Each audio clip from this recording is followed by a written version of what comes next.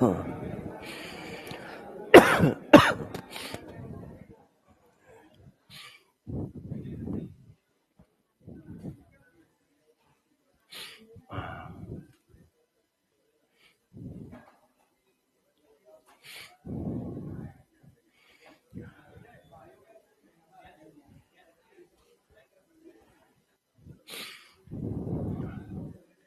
भाई, last class का topic बताओ जरा। क्या कराया हम लोगों ने? First order reaction. अच्छा,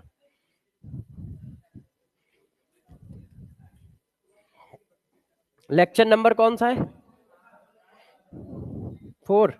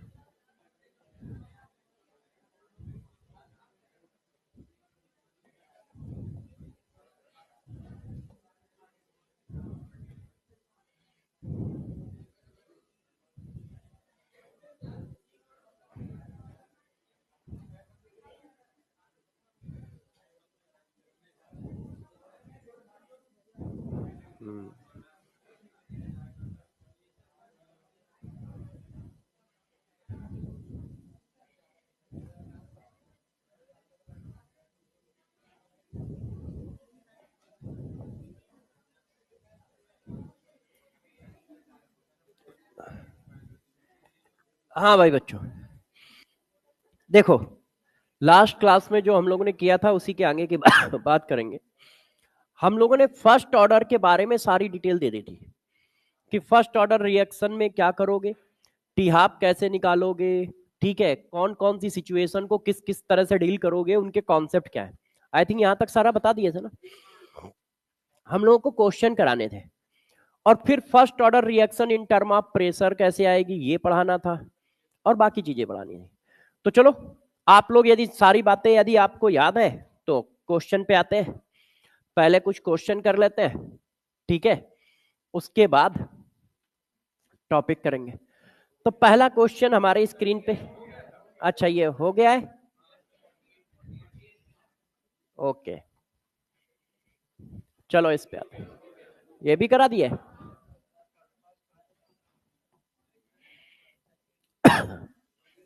ये तो ये करो बैठ के। अब प्रेशर वाला नहीं है, ये लिखा गलत है।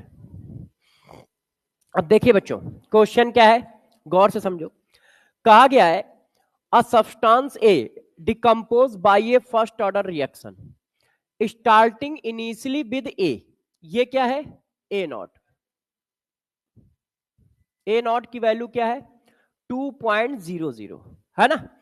आफ्टर 200 मिनट बिकम इतना, तो ये क्या हो गया? 80। ये क्या हो गया हमारा? टी। अब पूछ क्या रहा है?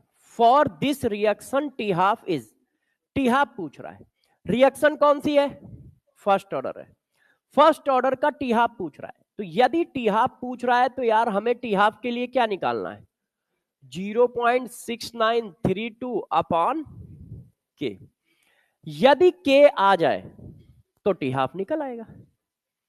यदि के आ जाए तो टी हाफ निकल आएगा, है ना। तो सबसे पहले आपको क्या निकालना पड़ेगा? के निकालना पड़ेगा। अब के निकालने के लिए सारी चीजें दी हैं। ए नॉट दिया है, ए टी दिया है, टी दिया है।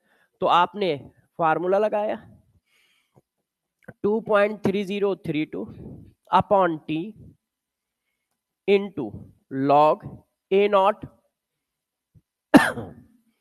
Divided by 80। पॉइंट हटाया, जीरो कर दिया। 2.3032 अपॉन 200। अब ये काटो, 5 से किया 3, 5 से किया 40, अच्छा, तो ये हो गया log 40 माइनस log 3।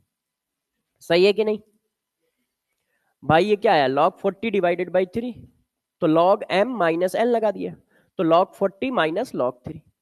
अच्छा, इसको थोड़ा और सॉल्व कर लो। 3.3032 डिवाइडेड बाई 200। log 40 को क्या लिख सकते हो, log 4 plus log 10 minus log 3। सही है, ठीक है। तो इसको थोड़ा और सॉल्व कर लेते हैं। log 4 को क्या लिख सकते हैं, 2 log 2। log 2 की वैल्यू 0.3।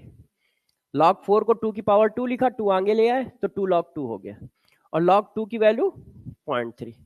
अच्छा, log 10 की वैल्यू 1, log 3 की वैल्यू 0.48 अप्रॉक्स, है ना। देखो, log 2 कहीं आ जाए तो 0.3 रख दो, log 3 आ जाए 0.48 रख दो, log 5 आ जाए तो अप्रोक्सीमेट 0.7 रख दो, log 7 आ जाए तो 0.8 आसपास रख दो।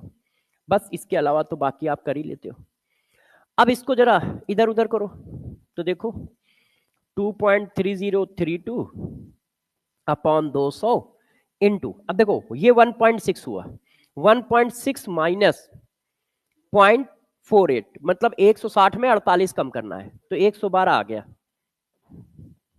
ये आया। अब के की वैल्यू आ गई है, वहां चिपका दो।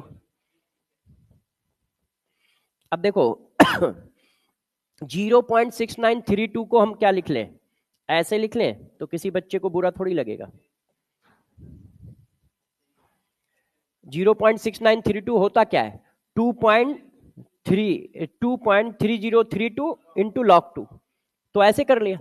अब के की वैल्यू मैंने लिख ली, ऐसा इसलिए किया जैसे कट्टम काट खेल सके अच्छे से, दिक्कत ना आए। ये कट गया, log 2 कितना है, log 2 है 0.3, तो 0.3 इंटू 200, 200 ऊपर चला गया, तो ये हटा लो, तो 3 से उड़ा दो, 3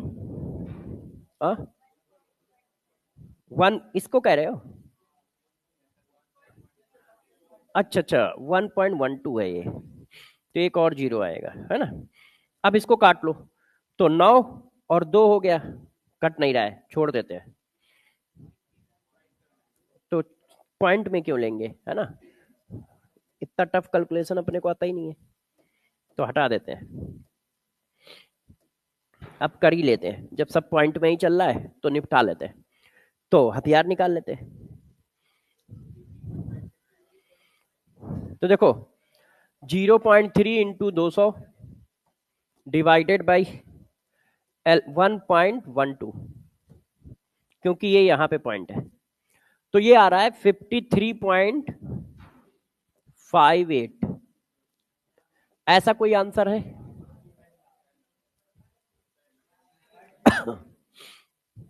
ठीक है, नन ऑफ दीज कहाँ है? आपने log 2 log 4 log 5 इनमें से किसकी वैल्यू सही लिखी है? किसी की नहीं सही लिखी है, तो फिर कैसे सही आंसर आएगा? हाँ, तो देखो क्वेश्चन कैसे किया समझ पाए, हम लोगों को सब कुछ दिया था, वो टी हाफ पूछ रहा था, हमें के मिल जाए तो टी हाफ मिल जाए, और के देने के लिए उसने सब दे रखा था, ए नॉट दे रखा है, ए टी दे रखा है, टी दे रखा है, तो हमने डायरेक्ट फार्मूला निकाल के निकाल लिया, के की वैल्यू जाके उधर डाल दी, टी हाफ निकल आया। क्लियर है? अब आपका मन कर रहा है और करोगे क्वेश्चन, तो और कर लेते हैं। इस क्वेश्चन को करते हैं, for a first order reaction A equal to B, the reaction rate at reactant concentration of 0.01 m is found to be इतना। आपको रेट ऑफ रिएक्शन दिया है और आपको कंसंट्रेशन दिया है, पूछ रहा है टी हाफ बताओ। तो यार टी हाफ का तो एक ही फार्मूला है, कोई दो चार फार्मूले तो है नहीं। कहीं से के जुगड़ जाए तो क्वेश्चन हो जाएगा। अब के कैसे जुगड़ेगा? तो यार आपको इक्वेशन बताइए और कहा था इसको अच्छे से ध्यान रखना। आपको रेट की वैल्यू दी है,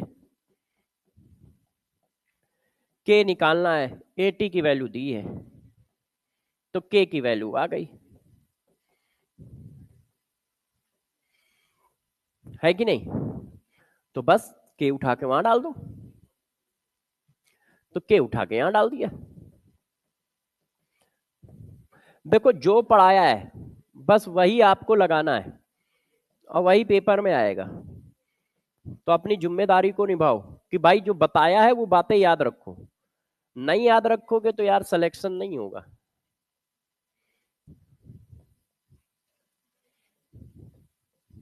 ये देखो, ऐसा कोई आंसर है? 347 आंसर है, तो टिक कर दिया हम लोगों ने। क्लियर है?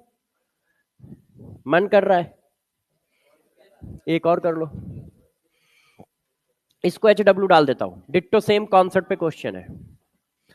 देखो the rate of first order reaction, आपको रेट दिया है एट कंसंट्रेशन इतना, आपको एटी भी दिया है, आपसे क्या रहा है टी हाफ बताओ। सेम कॉन्सेप्ट सेम क्वेश्चन, बस ईयर अलग है, ये भी PYQ है वो भी PYQ। ग्राफ पढ़ा है अभी फर्स्ट ऑर्डर के? नहीं, तो ग्राफ वाला क्वेश्चन रोक लो, बाद में कराते हैं जब ग्राफ पढ़ा देंगे। इसको करो, इसको करिए।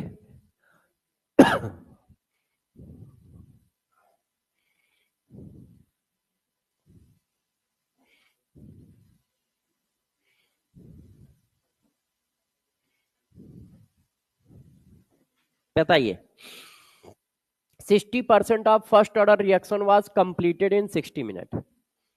50% of the same reaction would be completed approximate. तो आपको कॉन्सेप्ट तो पढ़ाया ये। अब आप चिपकाओ, 60 पर मिनट में 60% रिएक्शन खत्म होती है, तो 50% रिएक्शन खत्म होने में कितना टाइम लगेगा? तो ऐसे क्वेश्चन को करना सिखाया है, जो कॉन्सेप्ट दिया है वो चिपका दो। सब लोग आंसर बताओ क्या आएगा, बताइए सब लोग।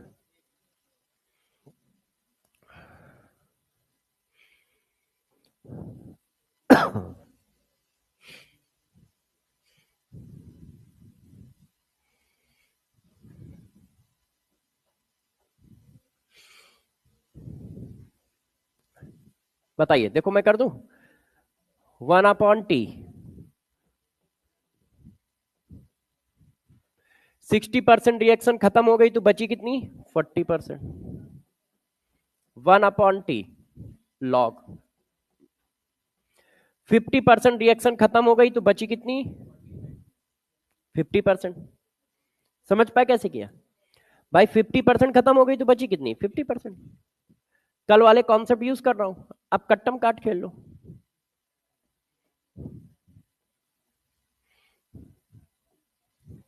तो देखो log 5 माइनस log 2 बराबर 1/T log 2 की वैल्यू क्या है 3। log 5 कितना होता है 0.7, 0.3,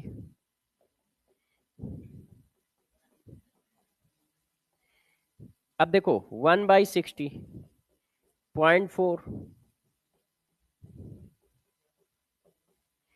पॉइंट से पॉइंट हटा दो, 12 चौको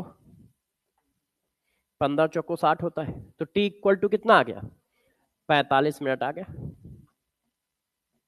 है, हो गया। कल पढ़ाया था वही चिपका दिया है। अच्छा आगे आ इसको करो, क्या कह रहा है क्वेश्चन, क्या पूछ रहा है? वो कह रहा है if a first order reaction A equal to B, if K is the rate constant and initial concentration of reactant is इतना द T हाफ। अब फर्स्ट ऑर्डर रिएक्शन है तो फर्स्ट ऑर्डर रिएक्शन का T हाफ क्या concentration पे depend करता है? तो वो चाहे 0.5 हो या 1 हो या 10 हो, अपने क्या लेना देना है। भाई फर्स्ट ऑर्डर का टी हाफ एक कांस्टेंट वैल्यू है कि नहीं, और उसका फार्मूला क्या है, ln2 डिवाइडेड बाई के, ln2 डिवाइडेड बाई के। आ गया। अगला स्लोप अभी ग्राफ बताने हैं, ये करो। First order reaction has a specific rate constant, K की वैल्यू दी है। How much time will take for 20 gram of reactant to reduce 5 gram. तो इनिशियल वैल्यू कितनी है 20 ग्राम, और टी समय में कितना पहुंच जाएगा 5 ग्राम। वो कह रहा है हाउ मच टाइम, टाइम पूछ रहा है। First order reaction has a specific rate 10 की power -2 second. How much time will take for 20 gram of reactant to reduce 5 gram. तो अब यार इसको कैसे करोगे, तो देखो सब कुछ तो दिया है यार,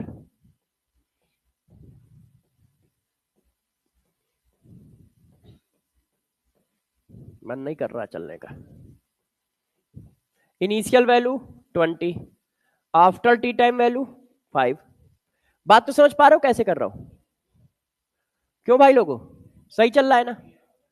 अब कट्टम काट खेलना है, तो टी इक्वल टू आ गया,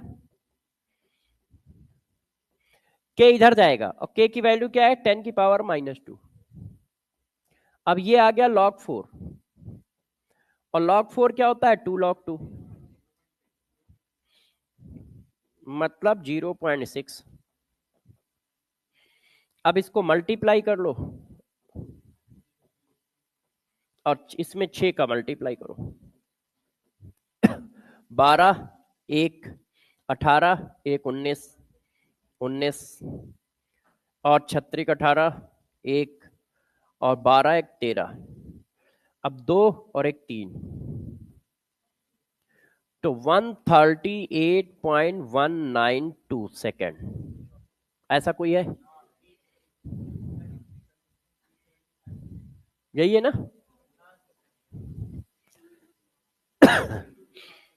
हाँ, अब देखो मान लो किसी बच्चे का मन नहीं है ऐसे करने का, कि सर हम ऐसे नहीं करना चाहते, कुछ और बता दो, तो और भी बता देते हैं। देखो यहां पर जो नंबर दिया है वो किस तरह का दिया है, वो कह रहा है 20 ग्राम था, अब 5 ग्राम बचा, तो 20 ग्राम से 5 ग्राम जाने में टाइम बताओ। क्या टी हाफ अमाउंट पे डिपेंड करता है, नहीं। फर्स्ट ऑर्डर का टी हाफ अमाउंट पे डिपेंड नहीं करता। तो यार ये 20 ग्राम है, तो यदि हम एक टी हाफ चलेंगे तो ये 10 ग्राम हो जाएगा, है कि नहीं। टी हाफ वो टाइम है जिसमें वो अपनी आधी वैल्यू डिसोसिएट कर देता है, तो आधी डिसोसिएट हो गई, आधी बची। फिर एक टी हाफ और चल लो, तो टी हाफ वो टाइम है जिसमें वो अपनी आधी वैल्यू डिसोसिएट कर देता है। तो यहां से यहां तक पहुंचने में कितना टाइम खर्च हो रहा है 2 टी हाफ। तो इसका मतलब आंसर हमारा 2 टी हाफ है। अब बस टी हाफ मिल जाए, तो के दिया है तो टी हाफ मिल गया, तो हमने क्या किया टी हाफ की वैल्यू डाल दी।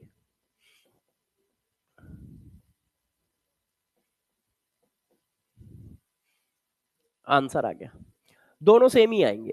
तो आप ऐसे भी कर सकते थे कि यार 20 ग्राम से 5 ग्राम जाने में 2 टी हाफ खर्च होंगे, क्यों 20 से 10 गए 1 टी हाफ, 10 से 5 गए 1 टी हाफ, तो टोटल कितने हो गए 2 टी हाफ हो गए। तो टोटल टाइम 2 टी हाफ खर्च होगा। अब यदि टी हाफ मिल जाए तो टोटल टाइम मिल जाएगा। तो टी हाफ का फार्मूला हमने चिपका दिया, के दिया था। किसी को कुछ ना समझ में आए तो भाई बेसिक का फंडा लगाओ ना, किसने रोका है, ऐसे कर दो तो भी आंसर हमारा आ जाएगा।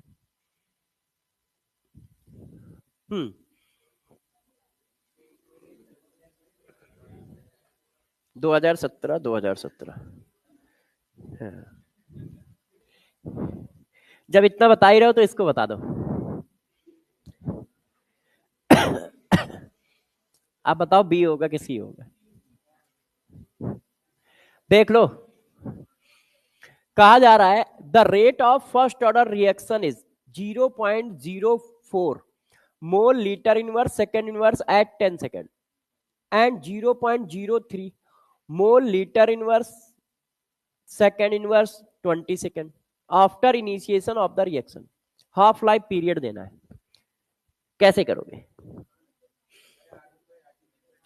तो मैंने आपको पढ़ाया था कि जब वो फंसाने की कोशिश करेगा तो कैसे कैसे कर सकता है। T1 सेकंड में रेट कितना है? R1। T2 सेकंड में रेट कितना है? R2। तो K निकल आएगा। K निकल आएगा तो T हाफ निकल आएगा, है कि नहीं? बात समझ पा रहे हो? ये कल का कॉन्सेप्ट याद है ना? ये वाला चिपकाया है, ये वाला।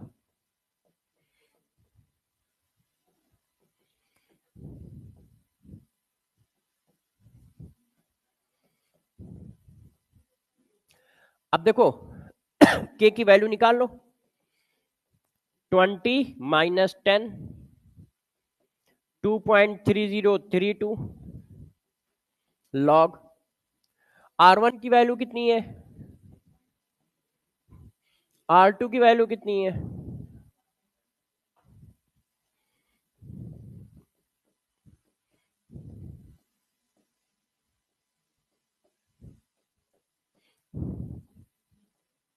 ये देखो, अब क्या है, आपको वैल्यू डालनी है तो आपने वैल्यू डाल दी।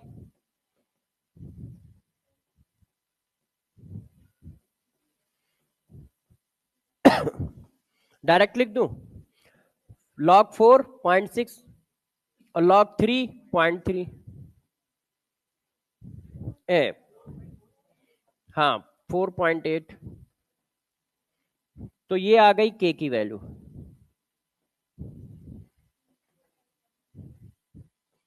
हमें निकालना क्या है? T half. अब T हाफ वाला फार्मूला चिपका दिया। आप जो कहोगे वही होगा यार, हमें क्या पता, इतना टैलेंट मेरे पास थोड़ी ना है। ये सब तो खास लोगों की बातें हैं। ये कट गया। 10 log 2 कितना होता है? सही है। ऐसे कर लेंगे तो बुरा तो मानोगे नहीं तुम। ये 4 आ गया। 25 सेकंड के आसपास कोई आंसर आ रहा है तो वही आंसर हो गया, ठीक है ना? बात समझ पाए कैसे किया? कोई नए कॉन्सेप्ट तो नहीं लगा रहा कि पता चला पढ़ा एक्स रहा हूं लगा वाई रहा हूं, जो पढ़ा रहा हूं वही लगा रहा हूं। कर लोगे? अब तुम जिद कर रहे हो तो पूछ लेता हूं, अगला क्वेश्चन छापो। यार ये नहीं पूछूंगा, ये HW में डाल देता हूं। टी हाफ दिया है, के पूछ रहा है, ये तो बहुत ही सस्ता है। ये करो, कोई बच्चा आंसर नहीं बताएगा। +5 -5 करो, एक बार चांस मिलेगा आंसर बताने का। +5 -5 करिए सब लोग।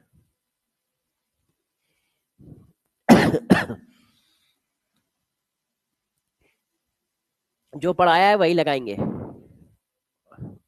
वेरी गुड, आप आंसर अपने पास रखो, मैं अभी पूछूंगा, है ना? किसका आंसर आ गया है? चलो भाई से जरा पूछ लेते हैं क्या आंसर आया, कि आंसर तो मुझे भी नहीं पता है। हाँ भाई बताओ क्या आंसर आया, कितना आंसर निकला है? पीछे से भी बोल रहा है? अच्छा तो ठीक है, करो जल्दी बताओ। हाँ यार कोशिश कर रहा हूँ तुम्हारे तक आने की। पीछे से भी देख लूं जरा कैसा दिखता है।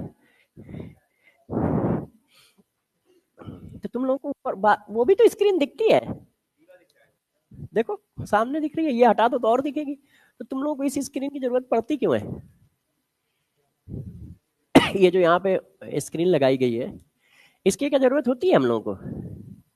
हाँ। अच्छा यहाँ से क्वेश्चन क्लियर देखते हैं।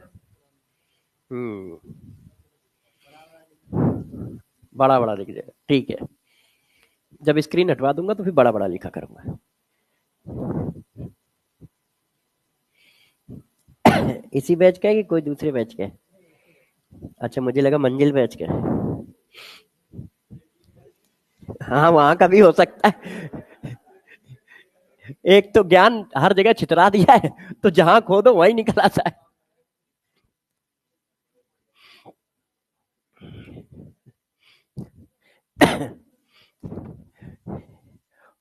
परसों एक दिन बच्चा मिला, कहता सर मैं 2021 वाले लेक्चर से देख रहा हूँ। तो हमने कहा भैया तुम इतना पीछे क्यों देख रहे हो, 2021 और 2024 चल रहा है, और भी है यार, उनसे देख लो।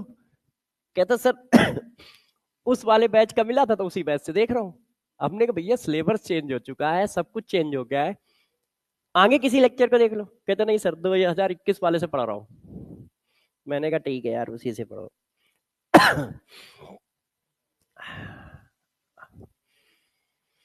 हाँ भाई, अब एक एक करके मैं आंसर पूछूंगा, ठीक है। पहले इस साइड वाली जनता से बात कर ले, क्योंकि इधर वाली जनता के पास टैलेंट बहुत है। हाँ भाई, इधर से लेके उधर तक आंसर बताओ, आप लोगों के हिसाब से ए बी सी डी में कौन सा आंसर? हाँ, आपका सी है। नहीं, देखो बताने वाले को +5, और बताओ या ना बताओ या गलत बताओ -5 अपने आप डिसाइड है, ठीक है। ऐसा नहीं कि नहीं बताएंगे तो जीरो में काउंट होगा ना, बताने पे +5 है, और बताओ ना बताओ गलत बताओ ये सब -5 है। तो इधर कोई बताना चाहता है आंसर? सी, सी, आपका सी है, आपका सी है। और कोई? बी, तुम्हारा भी है और तुम्हारा भी है, ठीक है। और कोई है? तो दो बच्चों का सी, दो बच्चों का बी, डी, एक बच्चे का डी, ठीक है। और कोई है? बस, ठीक है। इधर 5 बच्चों ने आंसर दिया है, बाकी सब -5 पे है। अब आ जाता हूं इधर, ठीक है। ये वाली जनता बताएगी यहां से लेके पीछे तक। हाँ भाई, answer A B C D में बताओ। डी, इधर सिर्फ दो बदलो, आपने बताया ना डी सिर्फ, क्यों बेटे? आपने डी आपने बताया, बाकी सब -5 में है। इधर भाई बताने या ना बताने का, तुम लोग कोई आंसर बताना है? नहीं, उधर पीछे नहीं, सबसे पीछे भाई तुम लोग बताओ।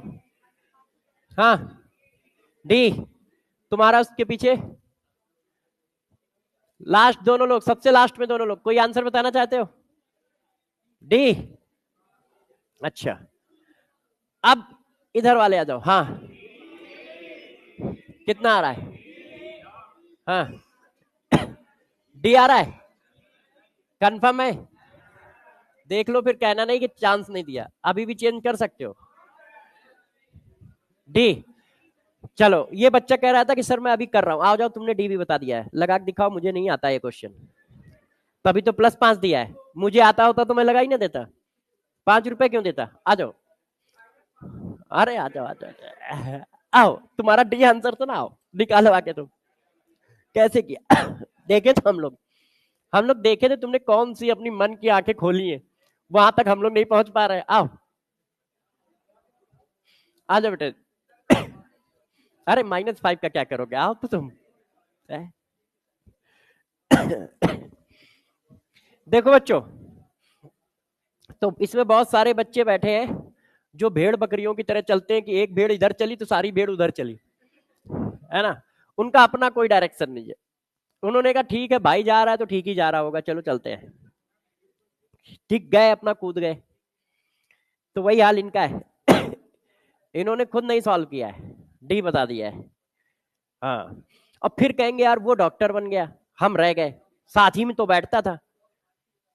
फिर कहेंगे साथ ही में तो बैठता था, जैसे ही वो डॉक्टर बन जाएगा कहेगा कौन हो तुम, कहां से आए हो, वो तुम्हें थोड़ी पहचानेगा, और पहचानना भी नहीं चाहिए, पहचानना भी नहीं चाहिए। यदि मेरे से कोई कहता है, मैं कहता क्यों पहचाने तुमसे, तुम डॉक्टर हो? नहीं, वो डॉक्टर है। तुम क्या हो? तुम कमाते हो? नहीं, वो कमाता है। वो स्टेटस है? हाँ। तुम्हारा कुछ नहीं, तो क्यों पहचानेगा? ऐसे तो मुकेश अंबानी बेचारा परेशान हो जाएगा, उसके लौंडे की शादी है, 1,40,00,000 जनता पहुंच जाएगी खाना खाने, तो कैसे काम चल पाएगा, कैसे काम चलेगा? वो क्यों पहचानेगा, हमें क्यों पहचानेगा, तुम्हें? तो दूसरों का आंसर बताओ, कोई दिक्कत नहीं है, मगर 6 महीने बाद वही लौंडा तुम्हें सबसे पहले लात मारेगा, तेरे भगाओ यार, इसका तो आज तक नहीं हुआ, आगे भी नहीं होगा। मान लो 6 महीने में नहीं भूलेगा तो फिर 12 महीने में भूल जाएगा, 12 में नहीं भूलेगा तो 18 में भूल जाएगा। क्योंकि इंसान की एक प्रवृत्ति होती है, मतलब नेचर ऑफ इंसान, इंसानों का ये नेचर है, अपने से छोटे वालों को भूलते चले जाते हैं, और इसमें कहीं कोई गलत बात नहीं है। नहीं तो रिक्शा कौन चलाएगा? कौन चलाएगा रिक्शा? भाई यदि हम डॉक्टर बन गए तो हम रिक्शा क्यों चलाएंगे? हम तो ये कहेंगे ना कि यार हमें कुछ आता है। जैसे ये यूपी बिहार में दिक्कत क्या आ रही है, हर बच्चा 10th पास है, हर बच्चा 12th पास है, हर बच्चा बीएससी है। अब उससे कहो रिक्शा चलाओ तो वो टेंशन में आ जाता है, उसकी इज्जत हो जाती है। अब मान लो वो पास ही ना होता, 10th भी ना पास होता, 8th भी ना पास होता, 12th भी ना पास होता, तो पहले से उसके अंदर इज्जत ना होती। उसके दिमाग में पहले से सेट हो चुका होता कि नहीं, या तो हम रिक्शा चलाएंगे, या हम सब्जी बेचेंगे, या टेम्पो चलाएंगे, या कुछ ऐसा करेंगे। मगर सरकार उसको पास करती गई जबरदस्ती, तो अब वो कहता है मैं बेरोजगार हूं। अब वो क्या कहता है, मैं बेरोजगार हूं। अरे भैया तुम बेरोजगार नहीं हो, वो सरकार ने तुम्हें पास कर दिया है, नहीं तो तुम उसी जगह पे हो। और वो ज्यादा सही है, क्यों? जो पास होगा उसको आराम से नौकरी मिलेगी। अब वो बेरोजगार है, यदि सेटिंग है तो घुस गया वो जबरदस्ती, जबरदस्ती घुस गया। मगर डिग्री नहीं है तो जबरदस्ती थोड़ी घुस जाओगे। भाई डिग्री नहीं है तो तुम क्या कहोगे, बिना डिग्री से जीरो से कैसे पहुंच जाओगे, डॉक्टर बन जाओगे। मगर जब तुम 10th ही नहीं पास हुए, हम लोग के जमाने में 10th और 12th पास होना भी टफ होता था। 10th का रिजल्ट, 12th का रिजल्ट 78%, 75%, 70%, 65% ऐसे जाता था। ये 99.99% नहीं जाता था जो अब जाता है, कि पता चला किसी भी बोर्ड को ले लो, सारे बोर्ड 90 से ऊपर है, सारे बोर्ड 90 से ऊपर है। तो ये दिक्कत है।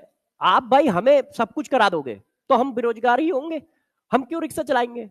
ग्रेजुएट है, रिक्शा क्यों चलाएंगे? मगर यदि हमने आज तक पास ही ना हुए हो, तो अपने आप मेरी मेंटेलिटी सेट होगी कि हाँ यार हमें रिक्शा ही चलाना है, सब्जी बेचना है। और वो खुश ज्यादा रहेगा। अभी वो दुखी ज्यादा रहता है तो चोरी करता है, क्योंकि उसको लगता है ये ठीक काम है, रिक्शा चलाने से ज्यादा स्टैंडर्ड काम है। वैसे वो मस्ती से रिक्शा चलाएगा, मस्ती से सब्जी बेचेगा, क्योंकि उसकी मेंटेलिटी वहां पे सेट हो जाएगी।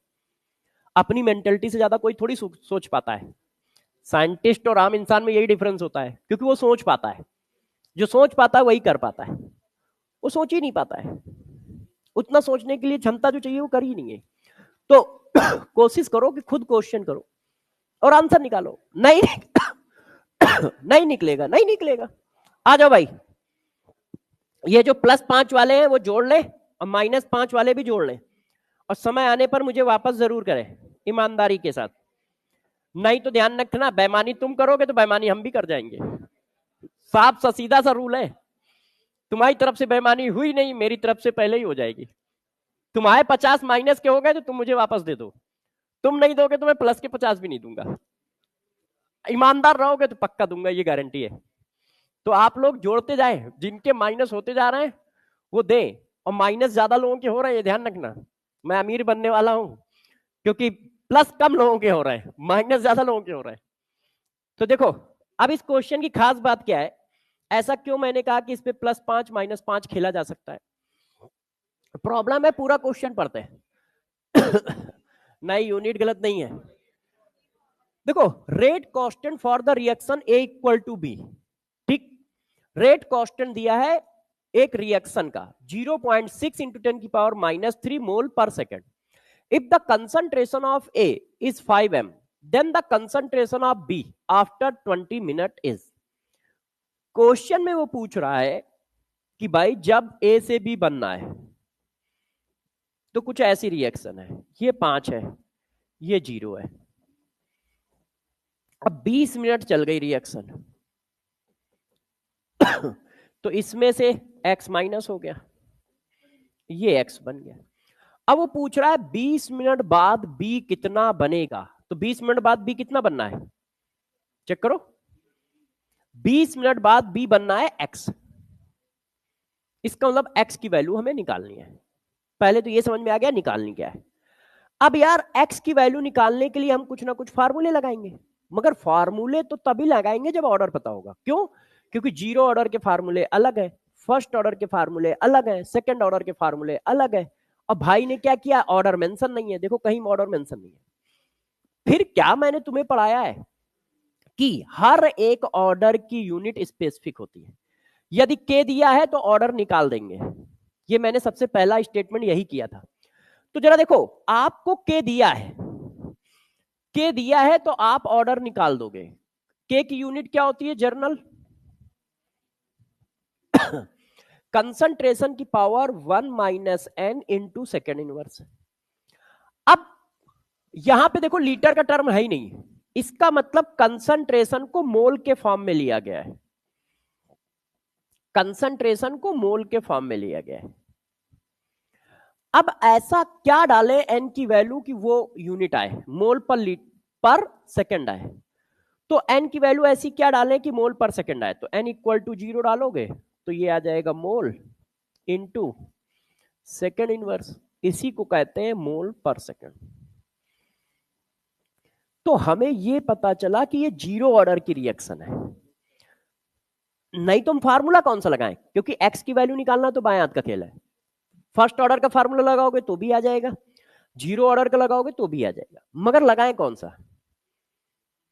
तो 0 ऑर्डर का लगाएं, क्योंकि के की यूनिट से हमें ऑर्डर ऑफ रिएक्शन पता चल गया है। तो क्वेश्चन की खास बात यह थी कि ऑर्डर ऑफ रिएक्शन मिसिंग था। और ऑर्डर ऑफ रिएक्शन कैसे निकाला जाता है ये चिल्ला के बता चुका हूं कि ऑर्डर ऑफ रिएक्शन तब तक नहीं मिलेगा जब तक कोई डाटा ना दिया जाए। उसमें से एक डाटा रेट कांस्टेंट की यूनिट भी है कि रेट कांस्टेंट की यूनिट गिवन है तो हम निकाल देंगे, कंसंट्रेशन और रेट में रिलेशन गिवन है तो हम निकाल देंगे। ये सारी बातें पिछली क्लासों में बताई हैं। यदि एलिमेंट्री रिएक्शन है तो हम निकाल देंगे। तो उनमें से एक चीज तो दी थी रेट कांस्टेंट की यूनिट, तो हमें ऑर्डर पता चल गया। अब ऑर्डर पता चल गया तो हमने के लगा दिया।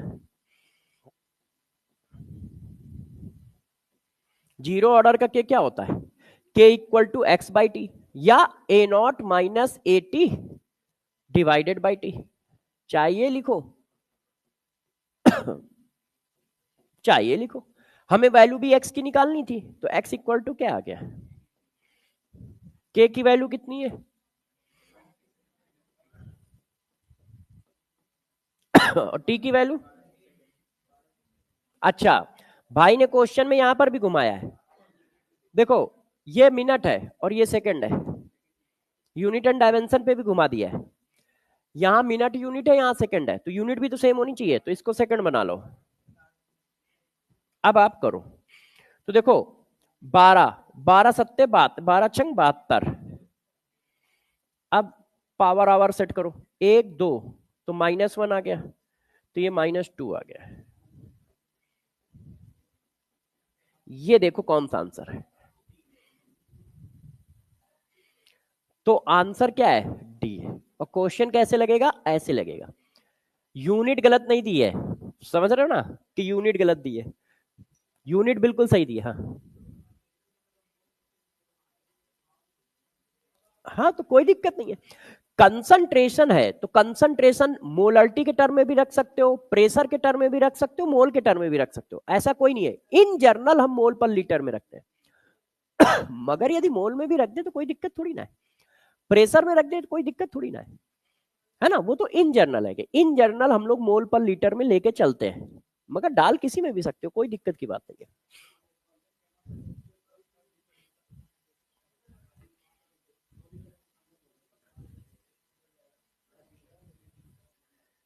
एक मिनट सब लोग शांत रहो तो इस बच्चे की आवाज सुन पाओ। हाँ आप पूछो।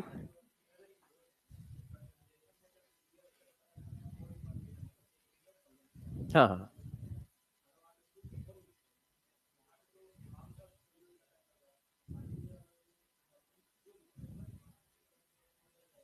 हाँ, जब जब ऐसा क्वेश्चन होता है तो हमेशा लीटर फिक्स चलता है, 1 लीटर। क्योंकि यदि वैल्यूम अलग अलग है तो फिर क्वेश्चन ही नहीं बन पाएगा, क्योंकि कुछ भी वैल्यूम हो सकता है और कुछ भी वैल्यूम का कोई भी कंसंट्रेशन हो सकता है ना। तो कंसंट्रेशन जो लीटर इसका है वही लीटर इसका है, क्योंकि वही कंटेनर है, कंटेनर तो चेंज हो नहीं रहा है। तो वैल्यूम दोनों का सेम होगा, जो इसका होगा वही इसका होगा, वही इसका होगा। अब जैसे ये आया, कहां गया? ये आया, तो उतने ही वैल्यूम में 5 है, उतने ही वैल्यूम में 0.72 मोल है। तो यदि उतने ही वैल्यूम का कंसंट्रेशन 5 है तो उतने ही वैल्यूम का कंसंट्रेशन 0.72 मोल होगा, है ना। यदि वैल्यूम अलग अलग होता तो हमें आंसर निकालने में दिक्कत आती है, मगर कंटेनर एक ही था तो वैल्यूम अलग अलग हो ही नहीं सकता है, तो हमें आंसर निकालने में दिक्कत नहीं आई हाँ भाई। अब जरा देखो बच्चों, अब बात है first order reaction in term of pressure. अब प्रेशर के टर्म में यदि इक्वेशन दी होगी तो फर्स्ट ऑर्डर रिएक्शन कैसे निकालोगे, जरा इसको समझो, गौर से समझिएगा। पहला पॉइंट, यदि प्रेशर के टर्म की बात चल रही है तो रिएक्शन कैसी होनी चाहिए, गैसियस रिएक्शन होना चाहिए, तभी तो आप प्रेशर के टर्म में डिफाइन कर पाओगे। और कुछ ना हो तो मिनिमम एक गैस जरूर हो, क्योंकि भाई प्रेशर के टर्म की बात कर रहे हो तो प्रेशर आना चाहिए। तो पहला पॉइंट हुआ गैसियस रिएक्शन होना चाहिए। अच्छा, सब लोग पहले कॉन्सेप्ट समझ लो, फिर तो वही है, ज्यादा कुछ नहीं है। यदि रिएक्शन गैसियस है, गैस है, तो आइडियल गैस को फॉलो कर रही है, पीबी इक्वल टू एनआरटी को। क्लियर है? अच्छा, अब देखते जाइए। 2 मिनट में कॉन्सेप्ट खत्म करता हूं, फिर आप समझिएगा। यदि मैं इसको ऐसे लिखूं तो किसी बच्चे को बुरा नहीं लगेगा। अब मैंने इसको ऐसे लिख दिया, मोल अपॉन वॉल्यूम कंसंट्रेशन हो गया, है कि नहीं? मोल अपॉन वॉल्यूम क्या हो गया, कंसंट्रेशन। अच्छा, टी यदि कांस्टेंट है, आर तो वैसे ही कांस्टेंट है, तो इसका मतलब प्रेशर जो है वो डायरेक्टली प्रोपोर्शनल है कंसंट्रेशन के। अब ध्यान दो, डायरेक्टली प्रोपोर्शनल है, इसका मतलब जो चेंजेस कंसंट्रेशन में है डिट्टो वही चेंजेस प्रेशर में आएंगे। तो जिस तरह से तुम कंसंट्रेशन को प्लस माइनस करते हो उसी तरह से तुम प्रेशर को भी प्लस माइनस करो, कोई टेंशन की बात नहीं है, क्योंकि वेरिएबल सिर्फ एक है, कंसंट्रेशन, दोनों डायरेक्टली प्रोपोर्शनल। क्योंकि किसी भी रिएक्शन में टेम्परेचर चेंज नहीं किया जाएगा, किसी भी रिएक्शन में कोई टेम्परेचर चेंज नहीं किया जाएगा। तो जब टेम्परेचर चेंज किया ही नहीं जाएगा तो जैसे कंसंट्रेशन को लिखते हो उसी तरह से प्रेशर को लिखना है। तो इस जगह से एक बात ये निकल के आती है, गौर समझिएगा, जिस तरह से कंसंट्रेशन को प्लस माइनस करते हो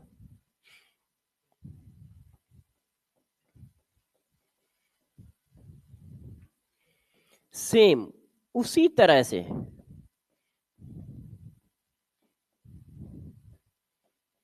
प्रेशर को भी प्लस माइनस कर सकते हो।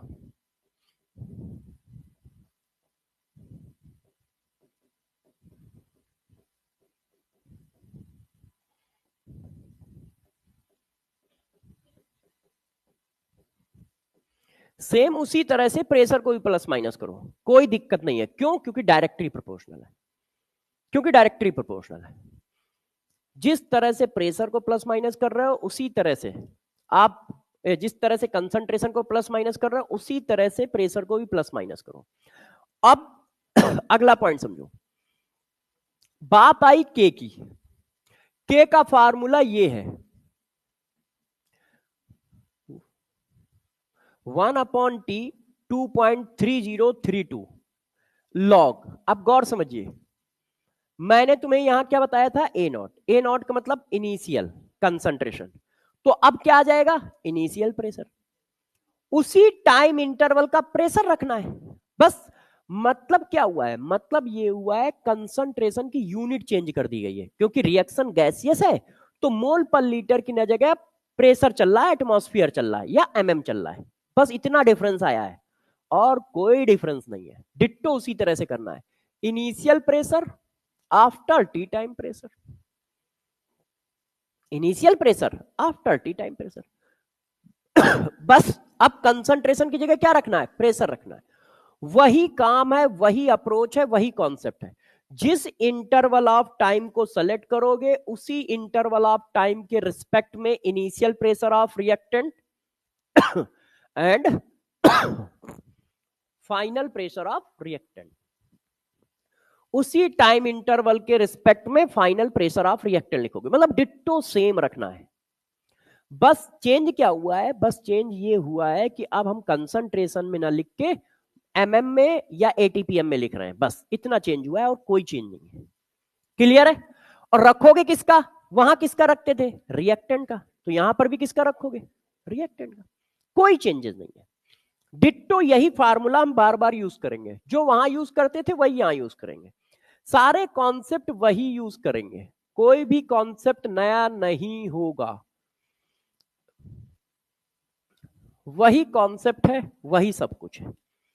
डिट्टो उसी तरह से हमारा कॉन्सेप्ट चलेगा, कौन क्या लिखता है, नए नए तरीके के क्या फार्मूला बनाता है, वो सब फर्जी चीजें। आप जो कंसंट्रेशन में पढ़ लिया है वही बस पढ़ के बैठ जाओ, हर एक में वही लगाते चले जाओ, अपने आप आपके क्वेश्चन आएंगे, आंसर आएंगे, सोल्यूशन आएगा। अभी मैं करके भी दिखाऊंगा 2 4 6 क्वेश्चन। आप पहले बात समझ लो, जिस तरह से कंसंट्रेशन को प्लस माइनस करते हैं, डिट्टो उसी तरह से प्रेशर को भी प्लस माइनस करेंगे। फार्मूला जो था वही है, क्या था, K equal to 1/T 2.3032 initial concentration. तो अब वो इनिशियल प्रेशर हो गया किसका, रिएक्टेंट का, तो अब रिएक्टेंट का, तो initial pressure of reactant upon T time pressure of reactant, ditto same है, जरा सा भी चेंज नहीं है। अब बात आई कि इन पर क्वेश्चन कैसे आएंगे, किस तरह से पूछा जा सकता है, तो जरा मैं अब क्वेश्चन आपको देता हूं, ध्यान दीजिएगा। एक क्वेश्चन मैंने लिखा, देखिए हमारी रिएक्शन है A equal to B plus C, ये भी गैस है, ये भी गैस है, ये भी गैस है, और ये फर्स्ट ऑर्डर काइनेटिक्स को फॉलो कर रही है, क्योंकि फर्स्ट ऑर्डर के लिए पढ़ रहे हैं। मैंने कहा total initial pressure of container is 200 mm of Hg. After 10 seconds, the देखिए the pressure of gas A in container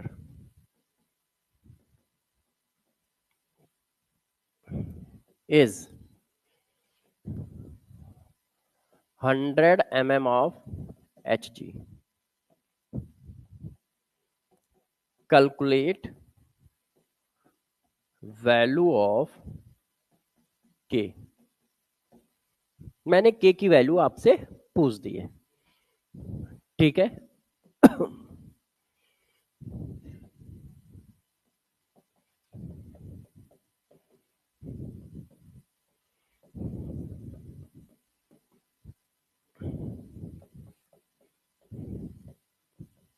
ये देखो, ये क्वेश्चन मैंने किया, इसको कॉपी भी कर लिया। अब जरा देखो यार बच्चों, अब हमें क्या लग रहा है कि प्रेशर का क्वेश्चन है, तो हमें कुछ और करना चाहिए नहीं, अपना जो कॉन्सेप्ट है वही लगाना है। भाई ने कहा है के चाहिए, तो मैंने कहा भाई के का फार्मूला क्या है,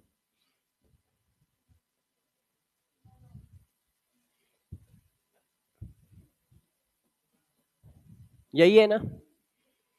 अब आप लिखो देखो हमारी रिएक्शन है A equal to B plus C, A की वैल्यू कितनी है, अब जरा देखो शुरुआत में कंटेनर का प्रेशर दिया है, अब बताओ T इक्वल टू 0 पर कंटेनर में कितनी गैस होंगी, T इक्वल टू 0 पे कोई प्रोडक्ट बनता है नहीं, तो T इक्वल टू 0 पर यदि वो बोलता है कि कंटेनर का प्रेशर इतना है, तो वो कंटेनर का प्रेशर बोलो या प्रेशर ऑफ गैस ए बोलो, बात एक ही है, क्योंकि T इक्वल टू 0 पे कंटेनर में सिर्फ गैस क्या होगी, ए होगी।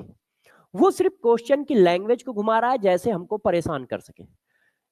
Total initial pressure of container is 200 mm Hg। जब T इक्वल टू 0 है तो प्रोडक्ट आ नहीं सकता है, तो कंटेनर में कौन सी गैस है, सिर्फ ए गैस है, इसका मतलब वो ए गैस का प्रेशर बोल दो या कंटेनर का प्रेशर बोल दो, बात एक ही है, मगर लैंग्वेज का खेल खेला है, इसी वजह से वो ऐसा बोल रहा है। तो ये जो प्रेशर है ये total pressure of container pressure of gas A है, क्यों, क्योंकि T इक्वल टू 0 पे कोई प्रोडक्ट नहीं होगा। अब बिल्कुल उसी तरह से कर रहे हो, भाई कुछ प्रेशर डिसोसिएट हुआ, जितना डिसोसिएट हुआ उतना फॉर्म हुआ। कितने मिनट दिए हैं? कुछ 10 सेकंड। बताइए, ऐसे ही तो करते थे। माइनस एक्स एक्स एक्स, तो भाई minus P P P. Clear है? अब क्या कह रहा है? The pressure of gas A in a container is 100 mm of SG. तो इसका मतलब वो इसकी वैल्यू हमें बता रहा है। 10 सेकंड के बाद गैस ए का प्रेशर कितना है? 100 mm ऑफ एसजी। और यही क्या है? पीटी। पीटी क्या होता है? After T time pressure of reactant. After T time pressure of reactant, तो after T time pressure of reactant कितना है? 100। तो पीटी की वैल्यू कितनी है? 100। कोई कंफ्यूजन किसी को? तो यार आपको इनिशियल वैल्यू दी थी,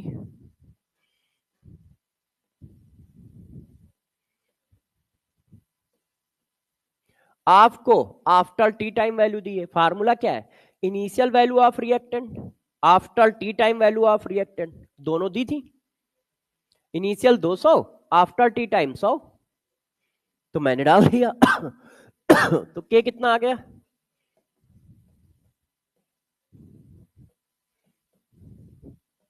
लॉग टी कितना होता है? 0.3। तो हमारा ये आंसर आ गया। बताओ है कि नहीं? देखो, क्या मैंने कॉन्सेप्ट में कोई चेंज किया? डिट्टो वही कॉन्सेप्ट चलेगा। बुक क्या करते हैं क्या नहीं करते हैं वो सब छोड़ दो यार, फर्जीपना फैलाए रहते हैं नए नए कॉन्सेप्ट, जैसे बच्चे परेशान हो। आपको वही चिपका के चलना है। अच्छा, अब गौर समझिए, इस क्वेश्चन में मैंने जरा सा चेंज किया। मैंने इसको 2 बार कॉपी कर लिया था, आपको भी कर लेना चाहिए था, मगर आपने ध्यान नहीं दिया होगा। हाँ, जरा सेटिंग बैठा दे, 1 मिनट देखने दो। 100 100 100 300।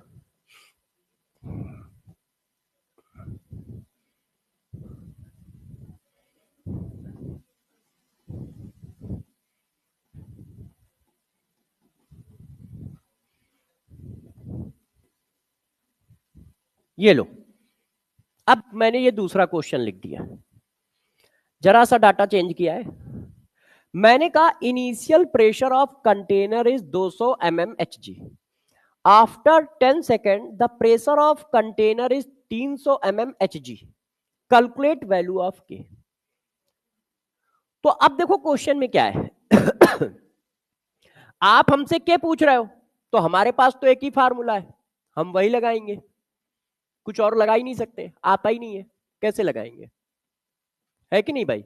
अब गौर समझिए, हमें किसकी वैल्यू चाहिए? पी नॉट की चाहिए। हमें किसकी वैल्यू चाहिए? पीटी की चाहिए। हमें किसकी वैल्यू चाहिए? टी की चाहिए। तो अब इक्वेशन कैसी है? ए इक्वल टू बी प्लस सी।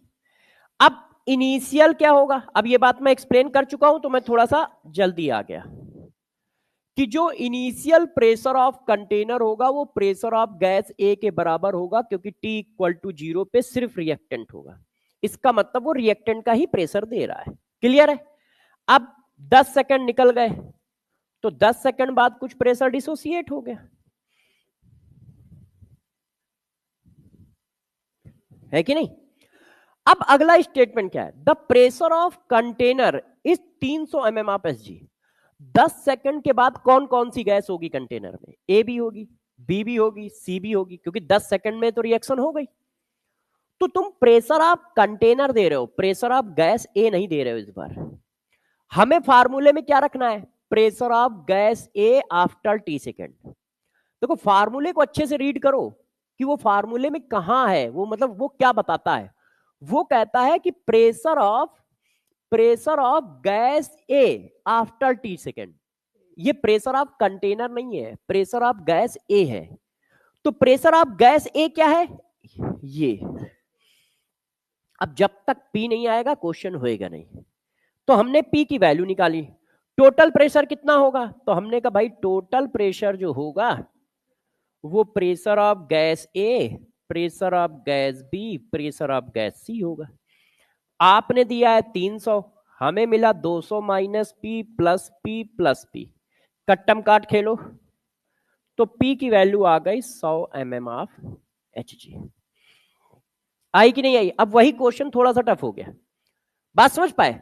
आपने मुझे टोटल प्रेशर ऑफ कंटेनर दे रखा था, और जबकि फार्मूले में प्रेशर ऑफ गैस ए डालना है। फार्मूला क्या है? A not upon AT. A not क्या है? Initial value of reactant. AT क्या है? After T time value of reactant. तो पी नॉट क्या हुआ? Initial pressure of reactant. AT क्या हुआ? पीटी क्या हुआ? After T time pressure of reactant. Reactant तो ये है ना। तो हाँ, वो मैंने डाटा ऐसा सेट किया है ना।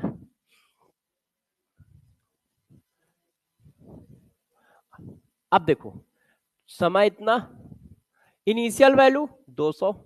अब पीटी की वैल्यू यहां से निकाल निकाल लो। तो पीटी इक्वल टू आ गया 200 माइनस 100। ठीक है, अब मैंने जाके चिपका दिया, आंसर आ गया।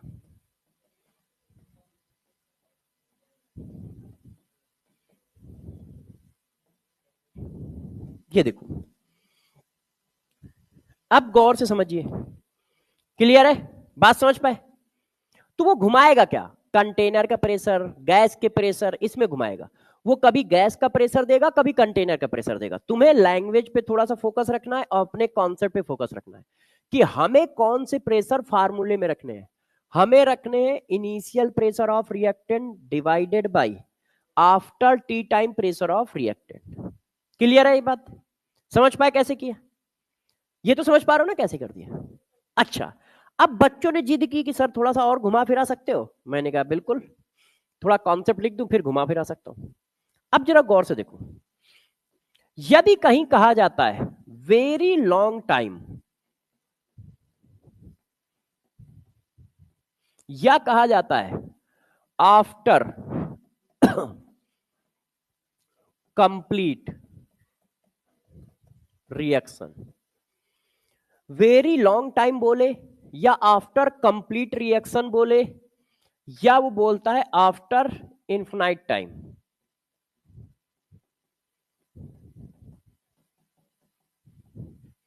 इस सब का मतलब होता है कि रिएक्शन 100% हो चुकी है। 100% रिएक्शन कंप्लीट, इसका मतलब ये होता है। मतलब समझ लो, अभी खेल होगा, इस पर भी क्वेश्चन दे रहा हूं।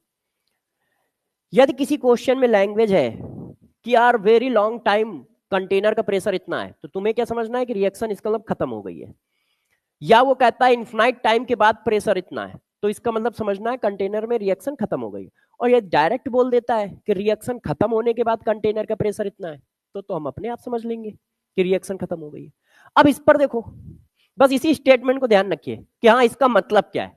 अब देखिए, मैंने एक क्वेश्चन फिर से बना दिया, डरिए नहीं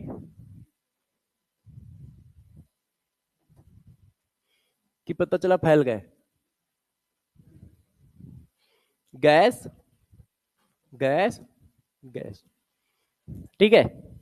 अब देखो, लैंग्वेज कहां से उठ रही है। क्वेश्चन थोड़ा अच्छा भी होगा और टफ भी होगा। After 10 second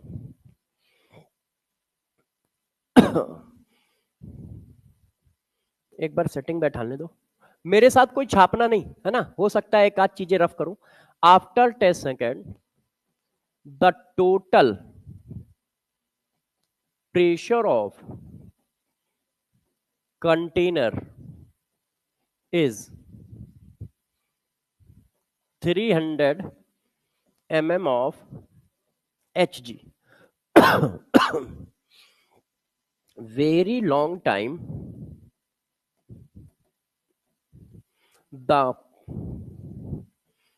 total pressure of container found that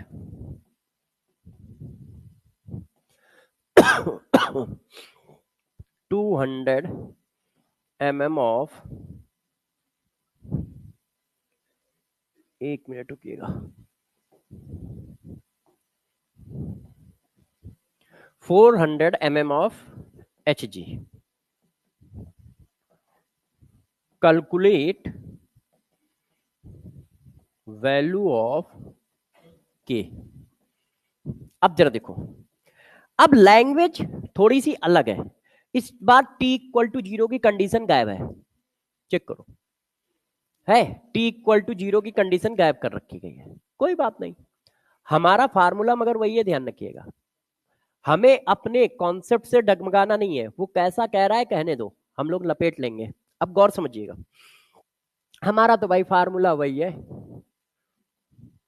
क्या है कि बुकों में अलग अलग तरह के फार्मूले बना रखे हैं अलग अलग केस के लिए, और वो फर्जी चीजें, टाइम बर्बाद है। ये देखो है, हमारा तो यही है, जो कंसंट्रेशन का फार्मूला वही अपना प्रेशर का है, अपने को टेंशन नहीं है। अब चलो, हमें किसकी किसकी वैल्यू चाहिए, पी नॉट की चाहिए, और किसकी वैल्यू चाहिए, पीटी की चाहिए, मगर कौन, रिएक्टेंट के। तो करते हैं, स्टार्ट करो। A gives B plus C, initial value P naught दी नहीं है, हमें क्या पता, क्या दिया है, नहीं दिया है, कोई बात नहीं ना, दो भाई, बढ़ते हैं आगे। इसमें से पी प्रेशर निकल गया आफ्टर 10 सेकेंड, 10 सेकेंड के बाद कंटेनर का प्रेशर कितना दिया है, दिया है कि नहीं, क्लियर है। अच्छा, फिर तुमने कहा बहुत सारा समय हो गया, आफ्टर लॉन्ग टाइम। अब आफ्टर लॉन्ग टाइम का मतलब क्या होता है, रिएक्शन लगभग खत्म। अब जब रिएक्शन खत्म हो गई तो जरा बताओ, ये जीरो, भाई रिएक्शन खत्म हो गई तो क्या रिएक्टेंट रहेगा, रिएक्शन खत्म होने का मतलब ही होता है रिएक्टेंट खत्म हो गया। तो यदि ये जीरो हुआ तो इसकी वैल्यू क्या होगी, है कि नहीं भाई, ये जितना खत्म होगा वो उतना फॉर्म होगा, जितना ये खत्म होगा उतना ये फॉर्म होगा। तो ये पी नॉट खत्म हुआ तो ये पी नॉट फॉर्म हुआ, और इस जगह का टोटल प्रेशर तुमने कितना दे रखा है 400। अब देखो हमें क्या चाहिए, पी नॉट, हमें क्या चाहिए, पीटी, पीटी ये है, पी नॉट ये है। अब पी नॉट की वैल्यू यहां से निकल आई 2 पी नॉट, डायरेक्ट लिख रहा हूं, कोई बुरा तो नहीं मानना है भाई। जब वेरी लॉन्ग टाइम या रिएक्शन खत्म होने के बाद कौन कौन सी गैस है, सिर्फ बी और सी, तो pressure of B plus pressure of C equal to 400, सही है कि नहीं। और बी और सी का प्रेशर सेम है तो 2 पी नॉट इक्वल टू 400 लिख दू भाई, pressure of B plus pressure of C equal to 400।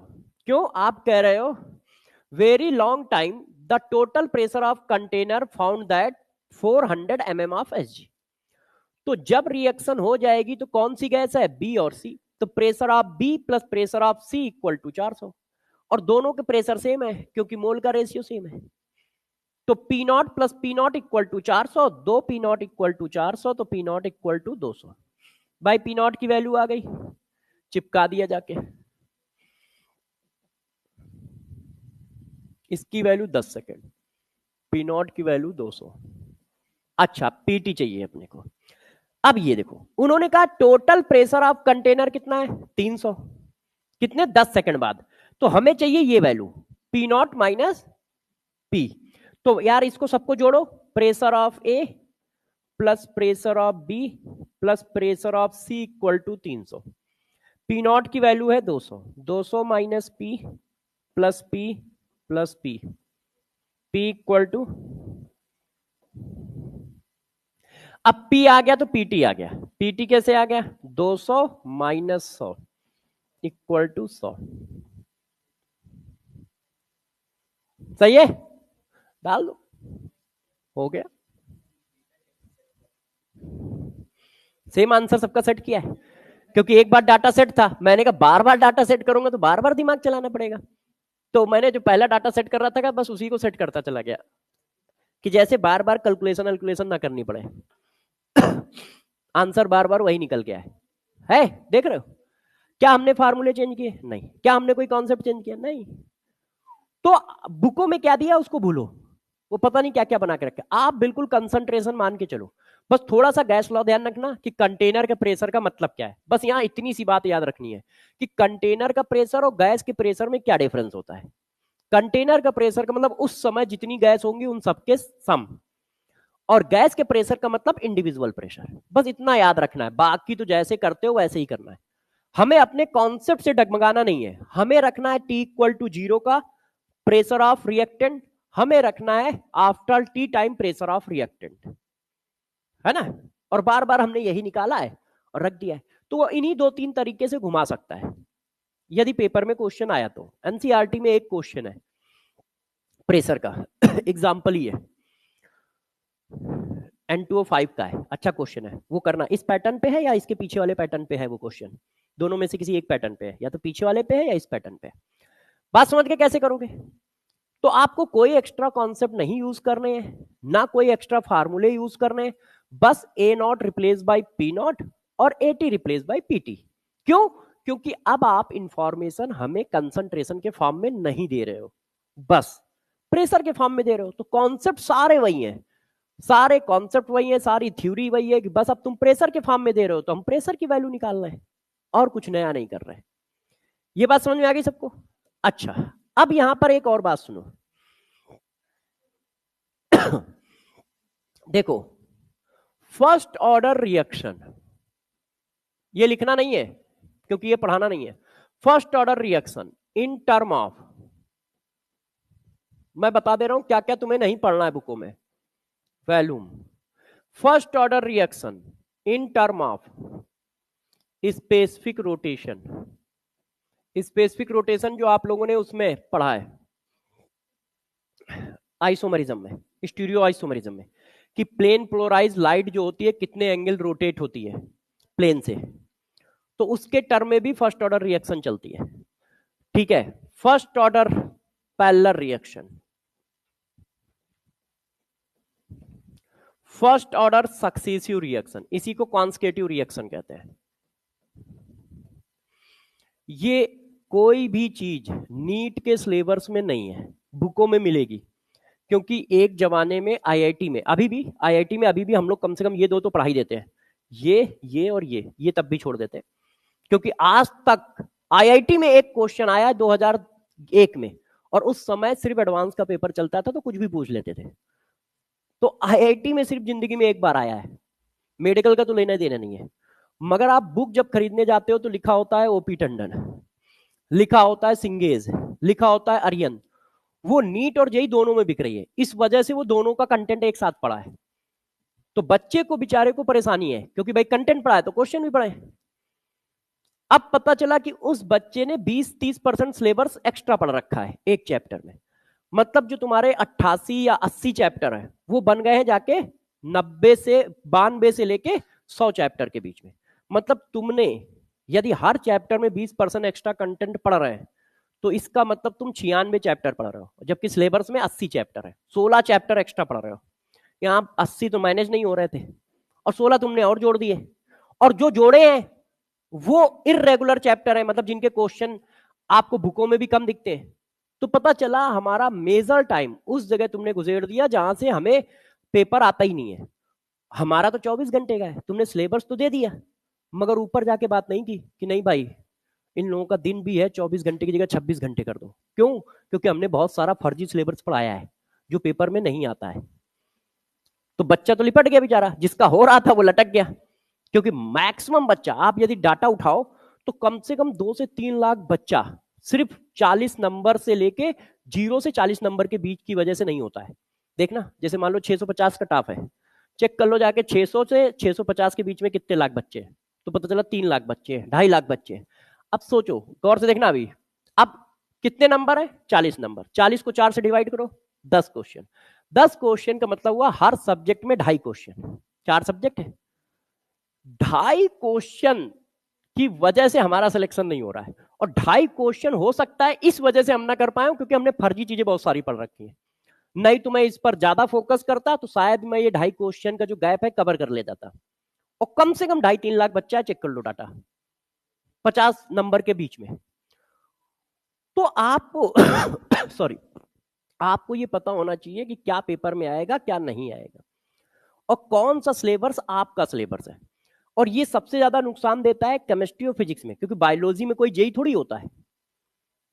तो बायोलॉजी में सिलेबस बहुत आउटडेटेड बुक में नहीं मिलेगा क्योंकि जेई होता नहीं है। नीट में केमिस्ट्री और फिजिक्स में जेई होता है, जिसकी वजह से वो जो कॉमन बुक होती है उन लोगों ने बहुत बड़ा रायता फैला रखा होता है कि ऐसे ऐसे क्वेश्चन, ऐसे ऐसे सब टॉपिक उसमें लिखे हुए जो इवन जेई में भी बहुत कम पूछते हैं, मगर नीट में तो उनका दूर दूर से लेना देना ही नहीं है। आप फर्स्ट ऑर्डर के सारे क्वेश्चन कर ले जाओ, वैसे तो मोस्टली मैंने कराए, इनमें से किस पर क्वेश्चन आया है। अब आप बुक करोगे तो इस पर भी क्वेश्चन मिलेगा, इस पे भी मिलेगा, इस पे भी इस पे तो नहीं मिलेगा, इस पे मिलेगा, क्योंकि इस पर एक ही बुक में क्वेश्चन था। ठीक है, एक आती थी आरसी मुखर्जी की, एक ही एडिशन आया है आज तक, इलाहाबाद के एक राइटर थे, एक ही एडिशन उन्होंने दिया है आज तक, उसमें इसका क्वेश्चन था। अब वो जेई की बुक थी, उसका नीट से कोई लेने देना नहीं है, उस बुक से वो क्वेश्चन उठते उठते उठते उठते पूरी दुनिया में फैल गया। लोगों ने कहा अच्छा टफ क्वेश्चन है डाल दो, अच्छा टफ क्वेश्चन है डाल दो। अरे भैया टफ तो है, मगर भाई बच्चे से उसका क्या लेना देना जब उसके पेपर में नहीं आने वाला है। तो जब नया नया नॉलेज आता है तो डाल दो बस, उसमें ये नहीं होता है कि पेपर में भी आएगा कि नहीं आएगा, डाल दो बस। तो जरा इस बात को ध्यान रखना, इनमें से कोई भी हेडिंग आपको नहीं पढ़नी, ना इसके क्वेश्चन करने हैं। बुकों में क्वेश्चन मिलेंगे क्योंकि बुक में हेडिंग है तो क्वेश्चन भी देगा वो, मगर इनमें से किसी भी हेडिंग के क्वेश्चन तुम्हें नहीं करने, पैरेलल रिएक्शन के नहीं करने, सक्सेसिव रिएक्शन के नहीं करने, ठीक है, इन टर्म ऑफ वॉल्यूम नहीं करने, in term of specific rotation नहीं करना है। तो फर्स्ट ऑर्डर बहुत सारे टर्म में होती है, जैसे आप लोग क्या करते हो, टाइलुइन है उसका नाइट्रेशन किया, सल्फोनेशन किया, क्लोरीनेशन किया, तो दो प्रोडक्ट बने, एक मेजर एक माइनर, है कि नहीं। मोल कॉन्सेप्ट के हिसाब से तो मेजर माइनर बन ही नहीं सकता है भाई, मोल कॉन्सेप्ट के हिसाब से मेजर माइनर कैसे बन जाएगा। देखो ये हमारा टाइलुइन है, 2 मोल हमने ले लिए, ठीक है, तुमने ये हमारा नाइट्रेशन करा दिया। अब तुमने एक मेजर बना लिया, एक माइनर बना लिया,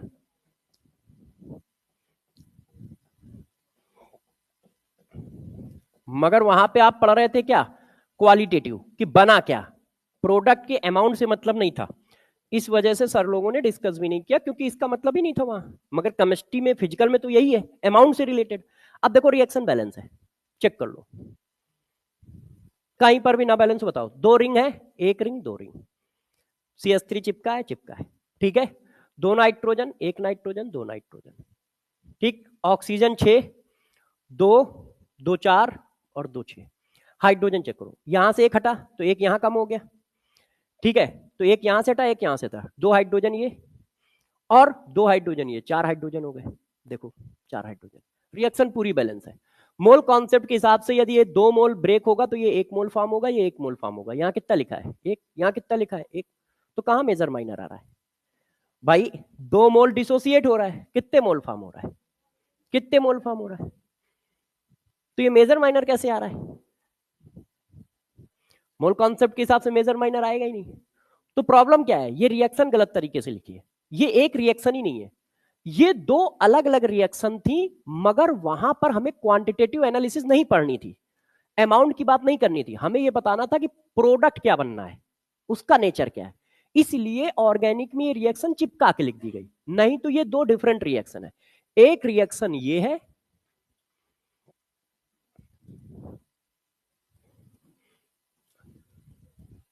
आर्थो वाली, और एक रिएक्शन ये है, इनका कॉमन रिएक्टेंट है, रिएक्टेंट कॉमन है, मगर 2 अलग अलग रिएक्शन है और इनका रेट अलग अलग है, इसी वजह से एक मेजर बनना है एक माइनर बनना है। सिंपल सा आपको एग्जांपल देता हूं, एक तस्तरी में 10 पकौड़े रखे, 2 लोग खाने वाले हैं, हमने टाइम ऑन किया, तो अब दोनों बराबर 5-5 खाएंगे, ये जरूरी थोड़ी ना है, वो तो स्पीड पे है कि नहीं। तो ऐसा भी हो सकता है एक 4 खाए एक 6 खाए, दोनों के लिए टाइम सेम, दोनों के लिए रिएक्टेंट सेम, मगर प्रोडक्ट अलग आ रहा है, एक ने 4 लपेट दिए एक ने 6 लपेट दिए, बस वही है, रिएक्टेंट सेम है दोनों का, मगर रिएक्शन का रेट अलग अलग है, तो जिसका रेट ज्यादा है वो ज्यादा बन जाएगा, उसको आप मेजर बोल देते हो, जिसका रेट कम है वो कम बनेगा, उसको आप माइनर बोल देते हो, क्योंकि ये 2 अलग अलग रिएक्शन है, ये एक रिएक्शन नहीं है, मगर इनके कॉमन रिएक्टेंट है, जो रिएक्टेंट इसका है वो रिएक्टेंट इसका है, ये रिएक्शन होती है पैरेलल रिएक्शन। पैरेलल रिएक्शन का मतलब होता है कॉमन रिएक्टेंट से डिफरेंट प्रोडक्ट फॉर्म होना, ये डिफरेंट प्रोडक्ट है ये डिफरेंट प्रोडक्ट है, और जहां ऐसा होगा वहां मेजर माइनर आएगा, इसीलिए पूरी केमिस्ट्री में मेजर माइनर चल रहा है, चाहे वो SN1 SN2 हो, चाहे E1 E2 हो, चाहे SNI हो, चाहे जो भी हो, क्यों, क्योंकि वो सब पैरेलल रिएक्शन है, दोनों पैरेलल में एक साथ चल रही है, मगर वहां पे क्वांटिटी की बात नहीं है, क्वालिटेटिव की बात है, तो वहां क्वालिटेटिव डिस्कस हो रहा है। अब ये कैसे बना हमने देखो कोई नहीं डिस्कस किया, क्यों, क्योंकि यहाँ क्वांटिटी की बात चल रही थी, तो हम अपनी क्वांटिटी वाली बातों पे फोकस करते रह गए। ऑर्गेनिक में क्वालिटेटिव की बात चलती तो वो बताते हैं कैसे बना, क्यों बना, उस पर फोकस करते। तो ये हम लोगों के सिलेबस में है ही नहीं, ये जेई के सिलेबस में भी नहीं है इस समय, पहले था थोड़ा 4-5 साल पहले। तो ध्यान रखना, इनमें से अपने को कोई नहीं पढ़ना है। अच्छा, अब आगे आ जाते हैं। अब जरा देखो बच्चों, nth order of reaction second से पहले, अच्छा हाँ सूडो भी है, चलो पहले वही पढ़ा देता हूं, नहीं तो मिस हो जाएगा, भूल जाऊंगा तो चला जाएगा। इससे पहले ये डाल लेते हैं हेडिंग। हाँ बेटा, अच्छा नहीं बना देता हूं, भूल गया हूं। Graph of first order reaction. आप देखो, आप जितने question first order zero order के कर ले जाओ, जितने कर ले जाओ, समझ लेना पेपर में एक क्वेश्चन मिलेगा ही मिलेगा। अब वो ग्राफ से मिलेगा, किससे मिलेगा पता नहीं, मगर आएगा जीरो और फर्स्ट से ही आएगा, पक्का आएगा, आप चेक कर लीजिएगा। और नहीं चेक करना है तो 5 साल 6 साल से लगातार पेपर चेक कर लो, हमेशा आया है, अभी भी आएगा। अब देखो ग्राफ की बात करते हैं, तो वेरिएबल क्या है, उतने ही वेरिएबल है, उन्हीं के बीच में ग्राफ खींचेंगे, मगर इस बार इक्वेशन चेंज है, क्योंकि फर्स्ट ऑर्डर की इक्वेशन है।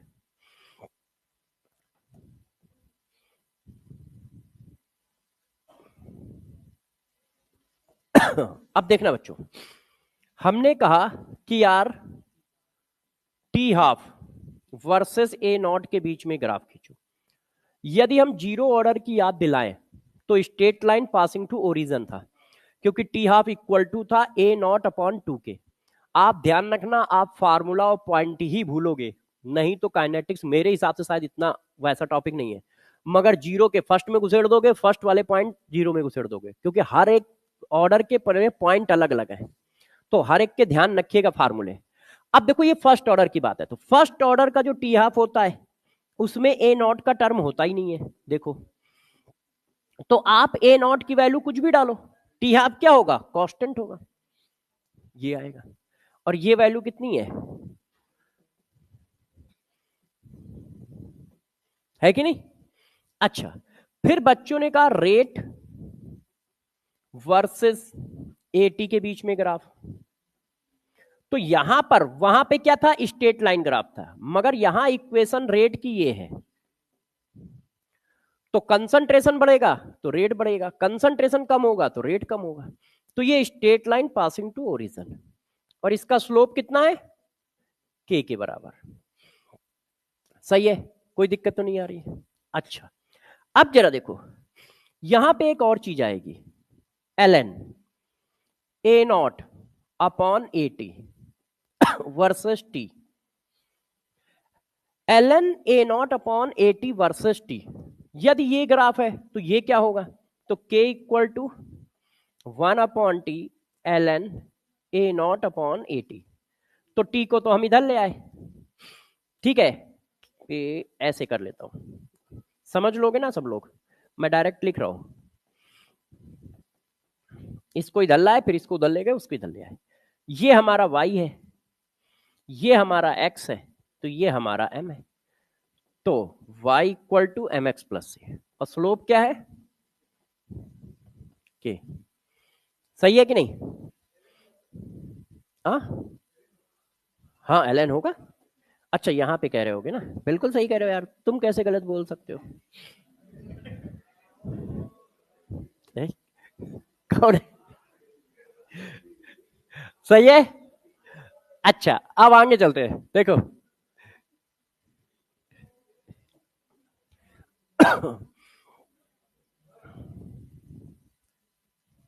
देखिए, अब यार इस जगह पे थोड़ा फोकस रखिएगा। क्या हुआ बेटे, हाँ पीछे क्या हो रहा है, पढ़ाई पे ध्यान दो यार। कौन है, अच्छा बैठो मैं बताता हूँ, तुम लोग शांत रहो यार, क्यों परेशान कर रहे हो उसको, है। अभी वो तुम्हारे को करेगा तो ढूंढेंगे तो तुम्हारा कुछ ना कुछ तो निकल ही आएगा, ऐसा कहां भागोगे, तुम थोड़ी होगा कि दूध के धुले होगे, है कि नहीं। तो हाँ, तो आप लोग उस अरे अरे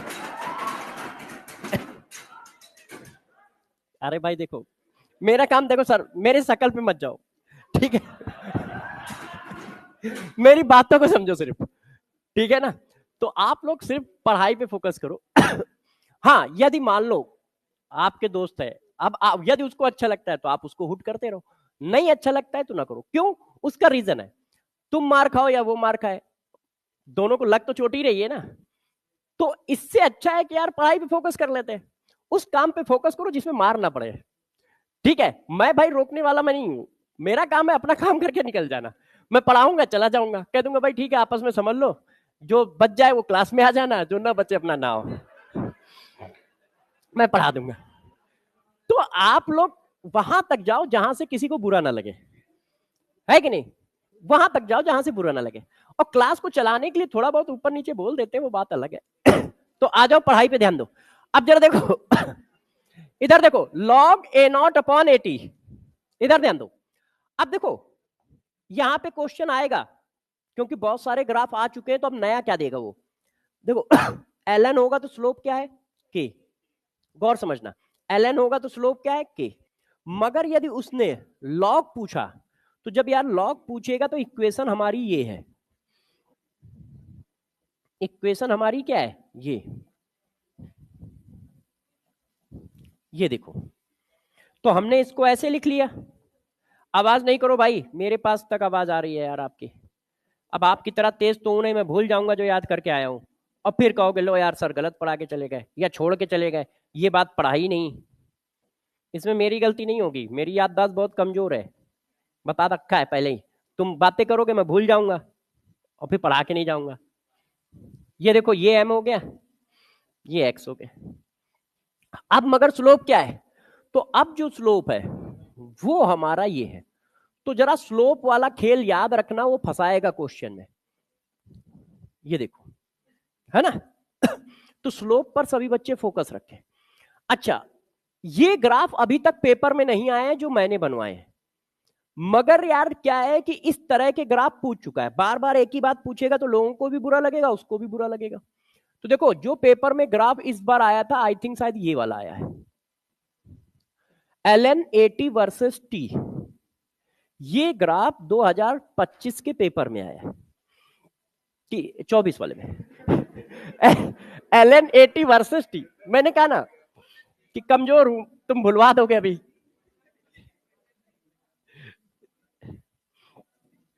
तो ये देखो, ऐसे होगा। अब हमें क्या चाहिए? तो हमने क्या किया, लॉग को ओपन कर दिया, तो LN A0 LN80। अब ये y एक्सेस पे है तो उठा के इधर ले आए, इसको उधर ले गए क्योंकि ये x एक्सेस पे है। ये देखो, अब आप चेक करो, ये हो गया y, ये हो गया x, ये हो गया m, और ये हो गया c। तो straight line with negative slope आ रहा है। तो straight line with negative slope graph कैसे बनेगा? ऐसे बनेगा। अब इसका स्लोप कितना होगा? तो स्लोप कितना होगा? -k। तो यदि LN80 sorry LN80 versus T graph है तो स्लोप -k है। उसमें शायद ये पूछा था कि क्वेश्चन में ग्राफ कौन सा सही है, स्लोप लोप नहीं पूछा था। मगर यही ग्राफ यदि ऐसा आएगा,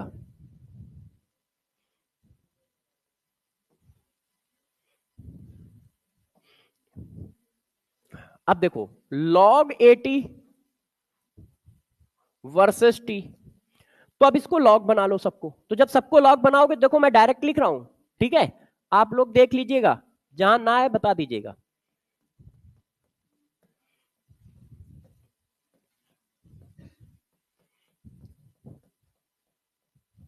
ये देखो, जब इसको ln बनाओगे तो ये इक्वेशन आ जाएगी। आपने क्या किया, 2.3032 से मल्टीप्लाई किया यहां और यहां, फिर 2.3033 डिवाइड कर दिया, यहां डिवाइड किया तो 1 हो गया, यहां डिवाइड किया 1 हो गया, और यहां तो लिखा नहीं है, तो ये इस तरह आ जाएगा। अब तो अब क्या हुआ? अब यार हमारा स्ट्रेट लाइन आया, मगर उसका स्लोप कितना बना? उसका स्लोप बनना है -k ये देखिए, है कि नहीं? तो इक्वेशन में क्या पूछा जाएगा, कौन ग्राफ पूछा जाएगा पता नहीं। यदि इक्वेशन याद होंगी तो ग्राफ बना ही लोगे, क्योंकि छोटे वाले ग्राफ हैं सारे, मतलब सब स्ट्रेट लाइन ही ग्राफ है। Straight line passing to origin, straight line pass to slope, straight line negative slope, ले दे के वही ग्राफ है, और कुछ ग्राफ है नहीं। तो यदि आप अच्छे से देखोगे तो बना ले जाओगे। तो हम लोगों ने देखो ग्राफ भी बना दिए कि हाँ भाई ग्राफ कैसे आ सकते हैं। अब बात करते हैं हम लोग सूडो फर्स्ट ऑर्डर रिएक्शन की। हाँ छापना है, छाप लो। और सभी बच्चे पीवाईक्यू जरूर करें। जब आप पीवाईक्यू करोगे तो एक आइडिया लग जाएगा कि कौन से सब टॉपिक से क्वेश्चन आते हैं, कौन से नहीं आते हैं। तो जो मैं बातें बता रहा हूं, तो पीवाईक्यू जब करोगे तो तुम्हें और आइडिया आ जाएगा कि यार इन सब टॉपिकों में तो कभी क्वेश्चन ही नहीं पूछे गए, हम फर्जी में लगे पड़े हैं। तो पीवाईक्यू भी एक बार जरूर करिए, उससे आपको आइडिया हो जाता है कि किस तरह के क्वेश्चन पूछे जाते हैं और कौन से सब टॉपिक इंपॉर्टेंट है, कौन से सब टॉपिक इंपॉर्टेंट है। तो पीवाईक्यू को जरूर करिए। अच्छा देखो यार, अब हम लोगों ने ये ग्राफ कर लिए फर्स्ट ऑर्डर के। अब बात आती सूडो फर्स्ट ऑर्डर रिएक्शन होती क्या है, कि भाई सूडो फर्स्ट ऑर्डर रिएक्शन क्या है। तो जरा देखो क्या होता है, अब उसकी बात करते हैं। हाँ भाई, सूडो फर्स्ट ऑर्डर रिएक्शन,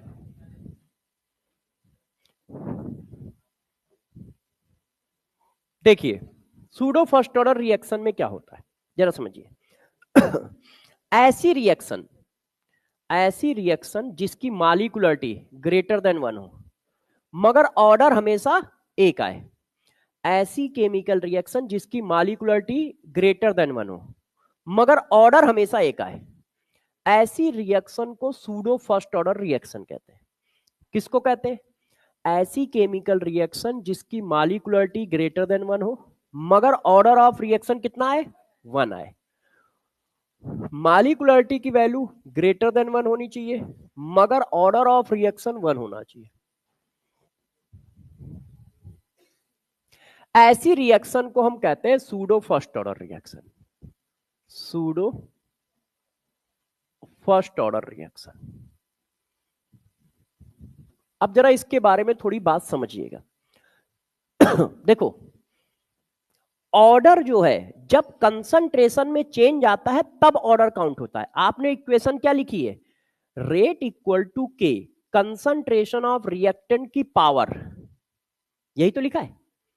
तो यदि कंसंट्रेशन में चेंज होगा तो वो ऑर्डर ऑफ रिएक्शन में काउंट होगा, मतलब रेट लॉ एक्सप्रेशन में वो कंसंट्रेशन काउंट होगा। जब कंसंट्रेशन में चेंज होगा तभी वो ऑर्डर पे इफेक्ट डालता है, मतलब रेट पे इफेक्ट डालता है। इसी वजह से आप रेट की इक्वेशन देखो ऐसे लिखते हो, रेट लॉ एक्सप्रेशन इक्वेशन कैसी है, ऐसी। मान लो ये कंसंट्रेशन कांस्टेंट है थ्रू आउट द प्रोसेस, तो रेट कांस्टेंट रहेगा फिर तो, मगर रेट चेंज हो रहा है। इसका मतलब ये कंसंट्रेशन रेट में नहीं लिखना चाहिए। क्यों? क्योंकि ये कांस्टेंट है मगर रेट चेंज हो रहा है। इसका मतलब ये वाला कंसंट्रेशन रेट में पार्टिसिपेट नहीं कर रहा है। मैं एक ऐसी सिचुएशन बना रहा हूं जिसमें रिएक्टेंट का कंसंट्रेशन कांस्टेंट है और रेट मगर लगातार चेंज हो रहा है। तो इसका मतलब क्या है, वो तो इक्वेशन गलत बता रही है ना। तो इसी वजह से वो कंसंट्रेशन ऑर्डर ऑफ रिएक्शन वाली एक्सप्रेशन इक्वेशन में नहीं लिखे जाते। तो हमको कैसे पता चलेगा किनको लिखना है किनको नहीं लिखना है? तो गौर समझो, आप कैटलिस्ट मिलाते हो तो वो रेट को तो बढ़ा देता है, बचपन से पढ़ते आए हो, मगर उसका अमाउंट चेंज होता है नहीं। कैटलिस्ट के बारे में तो हमने ये पढ़ा है कि वो रिएक्शन के रेट को इनहेंस करता है मगर रिएक्शन में पार्टिसिपेट नहीं करता। तो जितने मोल थे उतने ही मोल रहे, तो पूरी रिएक्शन हो गई, उसके कंसंट्रेशन में चेंज नहीं आया। अब तुमने उसको यहां लिख रखा है तो उसका कंसंट्रेशन कांस्टेंट है तो रेट कांस्टेंट होना चाहिए, और रेट तो उसने बढ़ा रखा है। तो यार ये तो फर्जी पानी की बात हो गई ना, कि इक्वेशन कुछ बता रही है और आ कुछ रहा है। तो इसका मतलब है उसको इक्वेशन में ना लिखा जाए। तो किसको किसको नहीं लिखते हैं, गौर समझिएगा। हम लोग कैटलिस्ट को नहीं लिखते हैं। कैटलिस्ट के रिस्पेक्ट में ऑर्डर 0 माना जाता है। क्यों? क्योंकि उसका कंसंट्रेशन चेंज नहीं हो रहा है। कंसंट्रेशन तो उसका चेंज नहीं हो रहा है मगर रेट में पार्टिसिपेट कर रहा है, तो इक्वेशन में लिखा कैसे जाएगा? तुम तो कहते हो कंसंट्रेशन चेंज हो रहा है इसलिए रेट चेंज हो रहा है, और भाई का कंसंट्रेशन तो कांस्टेंट है तो उसके हिसाब से रेट कांस्टेंट होना चाहिए, मगर वो तो रेट को बढ़ाता है। तो इसलिए कैटलिस्ट के रिस्पेक्ट में हमेशा ऑर्डर 0 रखोगे। दूसरा, ऐसा कुछ भी जो एक्सेस में हो, एक्सेस अमाउंट में लिया जाए। अब एक्सेस अमाउंट में क्या लेते हो? सॉल्वेंट तो हमेशा ही लेते हो, सॉल्वेंट तो हमेशा ही लेते हैं, तो water generally as a solvent ही होता है। तो इसके रिस्पेक्ट में भी ऑर्डर हमें 0 कंसीडर करना है। क्यों? टाइम के रिस्पेक्ट में कंसंट्रेशन का चेंज निग्लेजिबल है या निगेटिव है। 1 लीटर पानी में 1 लीटर पानी में हमने क्या किया? ग्लूकोज डाल दिया। अब उसकी हाइड्रोलिसिस हो रही है, साथ में एसिड भी डाल दिया एज ए कैटलिस्ट, तो रिएक्शन तो हो रही है, मगर पानी का कंसंट्रेशन में कितना चेंज आया? ना के बराबर। क्यों? 2-4-10 करोड़ मॉलिक्यूल बन भी गए होंगे तो 1 लीटर में कितना बढ़ा देंगे? 2-4-10 करोड़ मॉलिक्यूल मिलके 1 ml भी नहीं बढ़ाएंगे, है कि नहीं? तो आपने मान लो 10 मोल डाले, तो 10 मोल की हाइड्रोलिसिस हुई, तो 1 मोल ग्लूकोज में 6 मोल वाटर आता है। तो मान लो 10 मोल की जगह 60 मोल वाटर आ गए, तो 60 मोल वाटर मिलके कितना लिक्विड बनाएंगे? बहुत छोटा सा, 1 पॉइंट के बराबर, और वहां 1 लीटर पहले से पड़ा है, तो 1 लीटर में 1 पॉइंट जुड़ भी गया तो क्या फर्क पड़ा? कोई नहीं। तो यदि वाटर है, सॉल्वेंट है, तो उसका कंसंट्रेशन रिएक्शन में लगभग ना के बराबर चेंज होता है। क्यों? क्योंकि वो पहले से ही बहुत एक्सेस में है, तो उसके रिस्पेक्ट में भी रेट हमेशा 0 काउंट किया जाता है। तो किसके किसके रिस्पेक्ट में रेट 0 काउंट करोगे? कैटलिस्ट, सॉल्वेंट, और जो एक्सेस अमाउंट पड़ा हो। सॉल्वेंट तो वैसे ही एक्सेस होता है, तो कैटलिस्ट, एक्सेस अमाउंट और सॉल्वेंट, इनके रिस्पेक्ट में हम रेट 0 काउंट करते हैं। अब जरा देखो ये रिएक्शन, आप लोगों ने, हमारा वो हो गया alcohol phenol ether aldehyde ketone चल रहा है। तो देखो हमारी ये एक रिएक्शन है,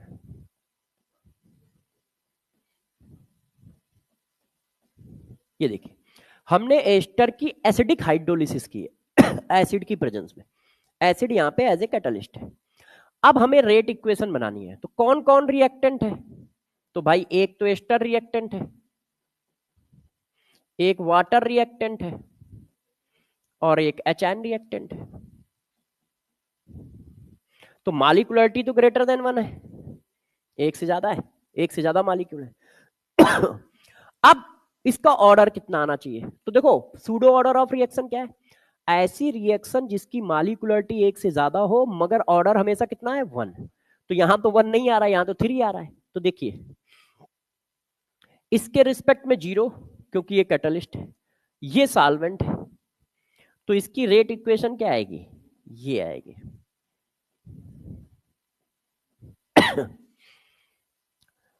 एचएन जितना था उतना ही रहेगा क्योंकि कैटलिस्ट है। वाटर कंज्यूम होगा, मगर वाटर इतना ज्यादा है कि 2-4 मोल कंज्यूम भी हो गए तो कोई फर्क नहीं पड़ने वाले, फर्क नहीं पड़ने वाले। तो वाटर का कंसंट्रेशन इसलिए कांस्टेंट है क्योंकि वो सॉल्वेंट है। आप इसकी हाइड्रोलिसिस करा रहे हो, हाइड्रोलिसिस का मतलब एक्सेस ऑफ वाटर डाला जा रहा है, ठीक है? तो देखो मॉलिक्यूलरिटी ग्रेटर देन 1 है मगर ऑर्डर कितना है? 1। तो ये क्या है? सूडो फर्स्ट ऑर्डर रिएक्शन है। अच्छा एक और देखो, मैंने फिर हाइड्रोलिसिस कराई है एस्टर की, मगर इस बार कराई है बेस की प्रेजेंस में।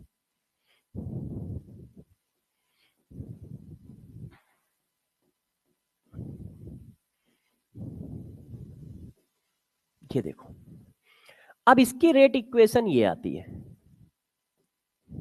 एस्टर, वाटर और OHN, ऐसे। अब एस्टर के रिस्पेक्ट में 1, वाटर सॉल्वेंट है 0। अब देखो यहां पे OHN दोनों में डिफरेंस है, acid as a catalyst use होता है मगर OHN एज ए कैटलिस्ट नहीं यूज होता है, वो रिएक्शन के रेट को इनहेंस करता है और पार्टिसिपेट करता है। ये देखो रिएक्शन में एसिड बन जाएगा और OHN पड़ा रहेगा, कहेगा नहीं भाई कोई रिएक्शन नहीं, ऐसे कैसे? सबसे फास्ट तो एसिड बेस रिएक्शन होती है। भाई तुमने हाइड्रोलिसिस कराई, ये दोनों बने, ये क्या है? एसिड, और तुमने डाल क्या रखा है? बेस, और है तो एक ही कंटेनर में, तो वो रुकेगा ही नहीं। जो एसिड बनेगा उससे बेस रिएक्शन कर जाएगा, तो वहां पे OH आयन कंज्यूम हो रहा है, एज ए कैटलिस्ट नहीं है। OH आयन का कंजप्शन है, OH आयन रिएक्शन में पार्टिसिपेट कर रहा है, ये देखो। इसीलिए इस रिएक्शन में एसिड का सॉल्ट बनता है, एसिड नहीं बनता है, इसको हम बाहर निकालते हैं, फिर हाइड्रोलिसिस करके एसिड में कन्वर्ट करते हैं। क्यों सॉल्ट बनेगा? क्योंकि एसिड और बेस एक कंटेनर में रह ही नहीं सकते, तुमने बेस डाल रखा है तो उसके होते हुए एसिड कैसे बन सकता है। अब देखो यहां पे इसका ऑर्डर काउंट होगा 2 है। अब ये सूडो फर्स्ट ऑर्डर नहीं है, क्यों? क्योंकि OH आयन कंज्यूम हो रहा है, और OH आयन ना तो सॉल्वेंट है ना कैटलिस्ट है। H आयन कैटलिस्ट था, OH आयन कैटलिस्ट नहीं है, तो उसके रिस्पेक्ट में देखो ऑर्डर आ गया 1। अब ये इसके रिस्पेक्ट में ऑर्डर 0 कब होगा? If excess of base used, यदि आप एक्सेस ऑफ बेस लेते हो तो फिर ये हो जाएगा, तब उसके रिस्पेक्ट में भी क्या आ जाएगा? 0 आ जाएगा। क्यों? आपने उसको एक्सेस ले लिया है, तो टाइम के रिस्पेक्ट में उसका कंसंट्रेशन क्या है? ना के बराबर चेंज हो रहा है, क्योंकि वो रिएक्शन में पार्टिसिपेट कर रहा है, तो 1:1 ही में कर रहा है ना। अब 2 लाख मॉलिक्यूल एस्टिक एसिड के बने, और तुमने NaOH ले रखा है 5 करोड़, तो 5 करोड़ में 2 लाख माइनस कर दो, क्या फर्क पड़ेगा? कुछ नहीं फर्क पड़ेगा। तो ये प्रॉब्लम आ गई। तो अब उसके रिस्पेक्ट में ऑर्डर कितना हो गया? 0 हो गया, क्योंकि वो एक्सेस में चला गया। तो कभी कभी क्या है, मैंने यही 2 एग्जाम्पल क्यों उठाए, एक्चुअल में ये एग्जाम्पल एनसीईआरटी में है, और दूसरी बात, ये एग्जाम्पल पे क्वेश्चन बन सकता है क्योंकि एनसीईआरटी में, नहीं तो सूडो पे क्वेश्चन नहीं बनेगा इतनी जल्दी, क्योंकि देख के यार बच्चा कैसे पता लगा पाएगा कि ये कैटलिस्ट है, ये एक्सेस है, कुछ बता दोगे तो पता लगा लेंगे। मगर जो एनसीईआरटी में, उस पे तो वो बोलेगा ही कि भाई पढ़ो ना बैठ के, तुम्हें किसने मना किया था। तो ये इक्वेशन एनसीईआरटी में है, इसलिए यही 2 इक्वेशन मैंने कराई है कि मान लो आ जाए, तो इस पर ऑर्डर क्या है? 1, ये सूडो फर्स्ट ऑर्डर है। यदि एक्सेस नहीं है तो ये सूडो फर्स्ट ऑर्डर नहीं होगी, जबकि दोनों सेम रिएक्शन लिखी है, ये बेस की प्रेजेंस में या एसिड की प्रेजेंस में। तो सूडो फर्स्ट ऑर्डर रिएक्शन क्या है? ऐसी रिएक्शन जिसकी मॉलिक्यूलरिटी 1 से ज्यादा हो, मगर ऑर्डर कितना आए? 1 आए। अब ऑर्डर 1 क्यों आएगा? तो कैटलिस्ट के रिस्पेक्ट में ऑर्डर 0 होता है, सॉल्वेंट के रिस्पेक्ट में ऑर्डर 0 होता है, यदि कोई चीज एक्सेस में ले लोगे तो उसके रिस्पेक्ट में ऑर्डर 0 होता है। ठीक है, और कैसे आता है वो मैंने 1-2 एग्जाम्पल करके आपको दिखाए। छाप डालो। अब देखो, हाँ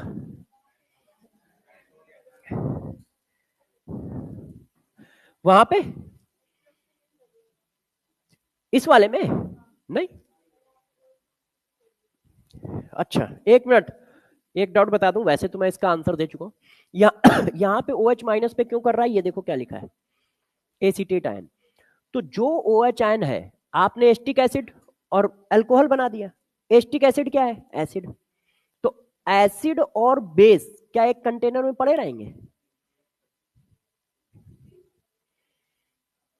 अरे प्रभु, पहले हाइड्रोलिसिस होके एस्टिक एसिड बनाए ऐसे, मगर जैसे ही बना तो बेस भी था वहां पे, तो बेस ने रिएक्शन करके इसको एसीटेट आयन में बना दिया। तो मेन प्रोडक्ट तो यही है ना, ये तो रुका ही नहीं सोल्यूशन में। जब रिएक्शन खत्म हुई तो ये तो था ही नहीं, क्योंकि जो बना था वो OH आयन से रिएक्शन करके ये बन गया। तो OH आयन भी नहीं है असल इक्वेशन में, OH आयन भी खत्म है, क्योंकि OH आयन कन्वर्ट हो गया वाटर में, और वाटर फर्दर आयोनाइज होगा नहीं, वीक इलेक्ट्रोलाइट है। तो इसीलिए मैंने एसीटेट आयन और ये लिखा है। अब देखो जरा बच्चों, nth ऑर्डर ऑफ रिएक्शन। अब देखो nth ऑर्डर ऑफ रिएक्शन पढ़ाते ही सेकंड ऑर्डर खत्म हो जाएगा, ठीक है, थर्ड ऑर्डर भी खत्म हो जाएगा, और साथ साथ में उसमें जो भी कुछ होंगे वो खत्म हो जाएगा। तो कल हम लोग एक बहुत इंपॉर्टेंट टॉपिक में इंटर कर जाएंगे, जिसको कहते हैं Arrhenius equation, activation energy. Question 0 और फर्स्ट, देन फिर एक्टिवेशन एनर्जी, मतलब आर्हेनियस इक्वेशन पे गिरता है। तो कल हम लोग nth ऑर्डर ऑफ रिएक्शन करेंगे,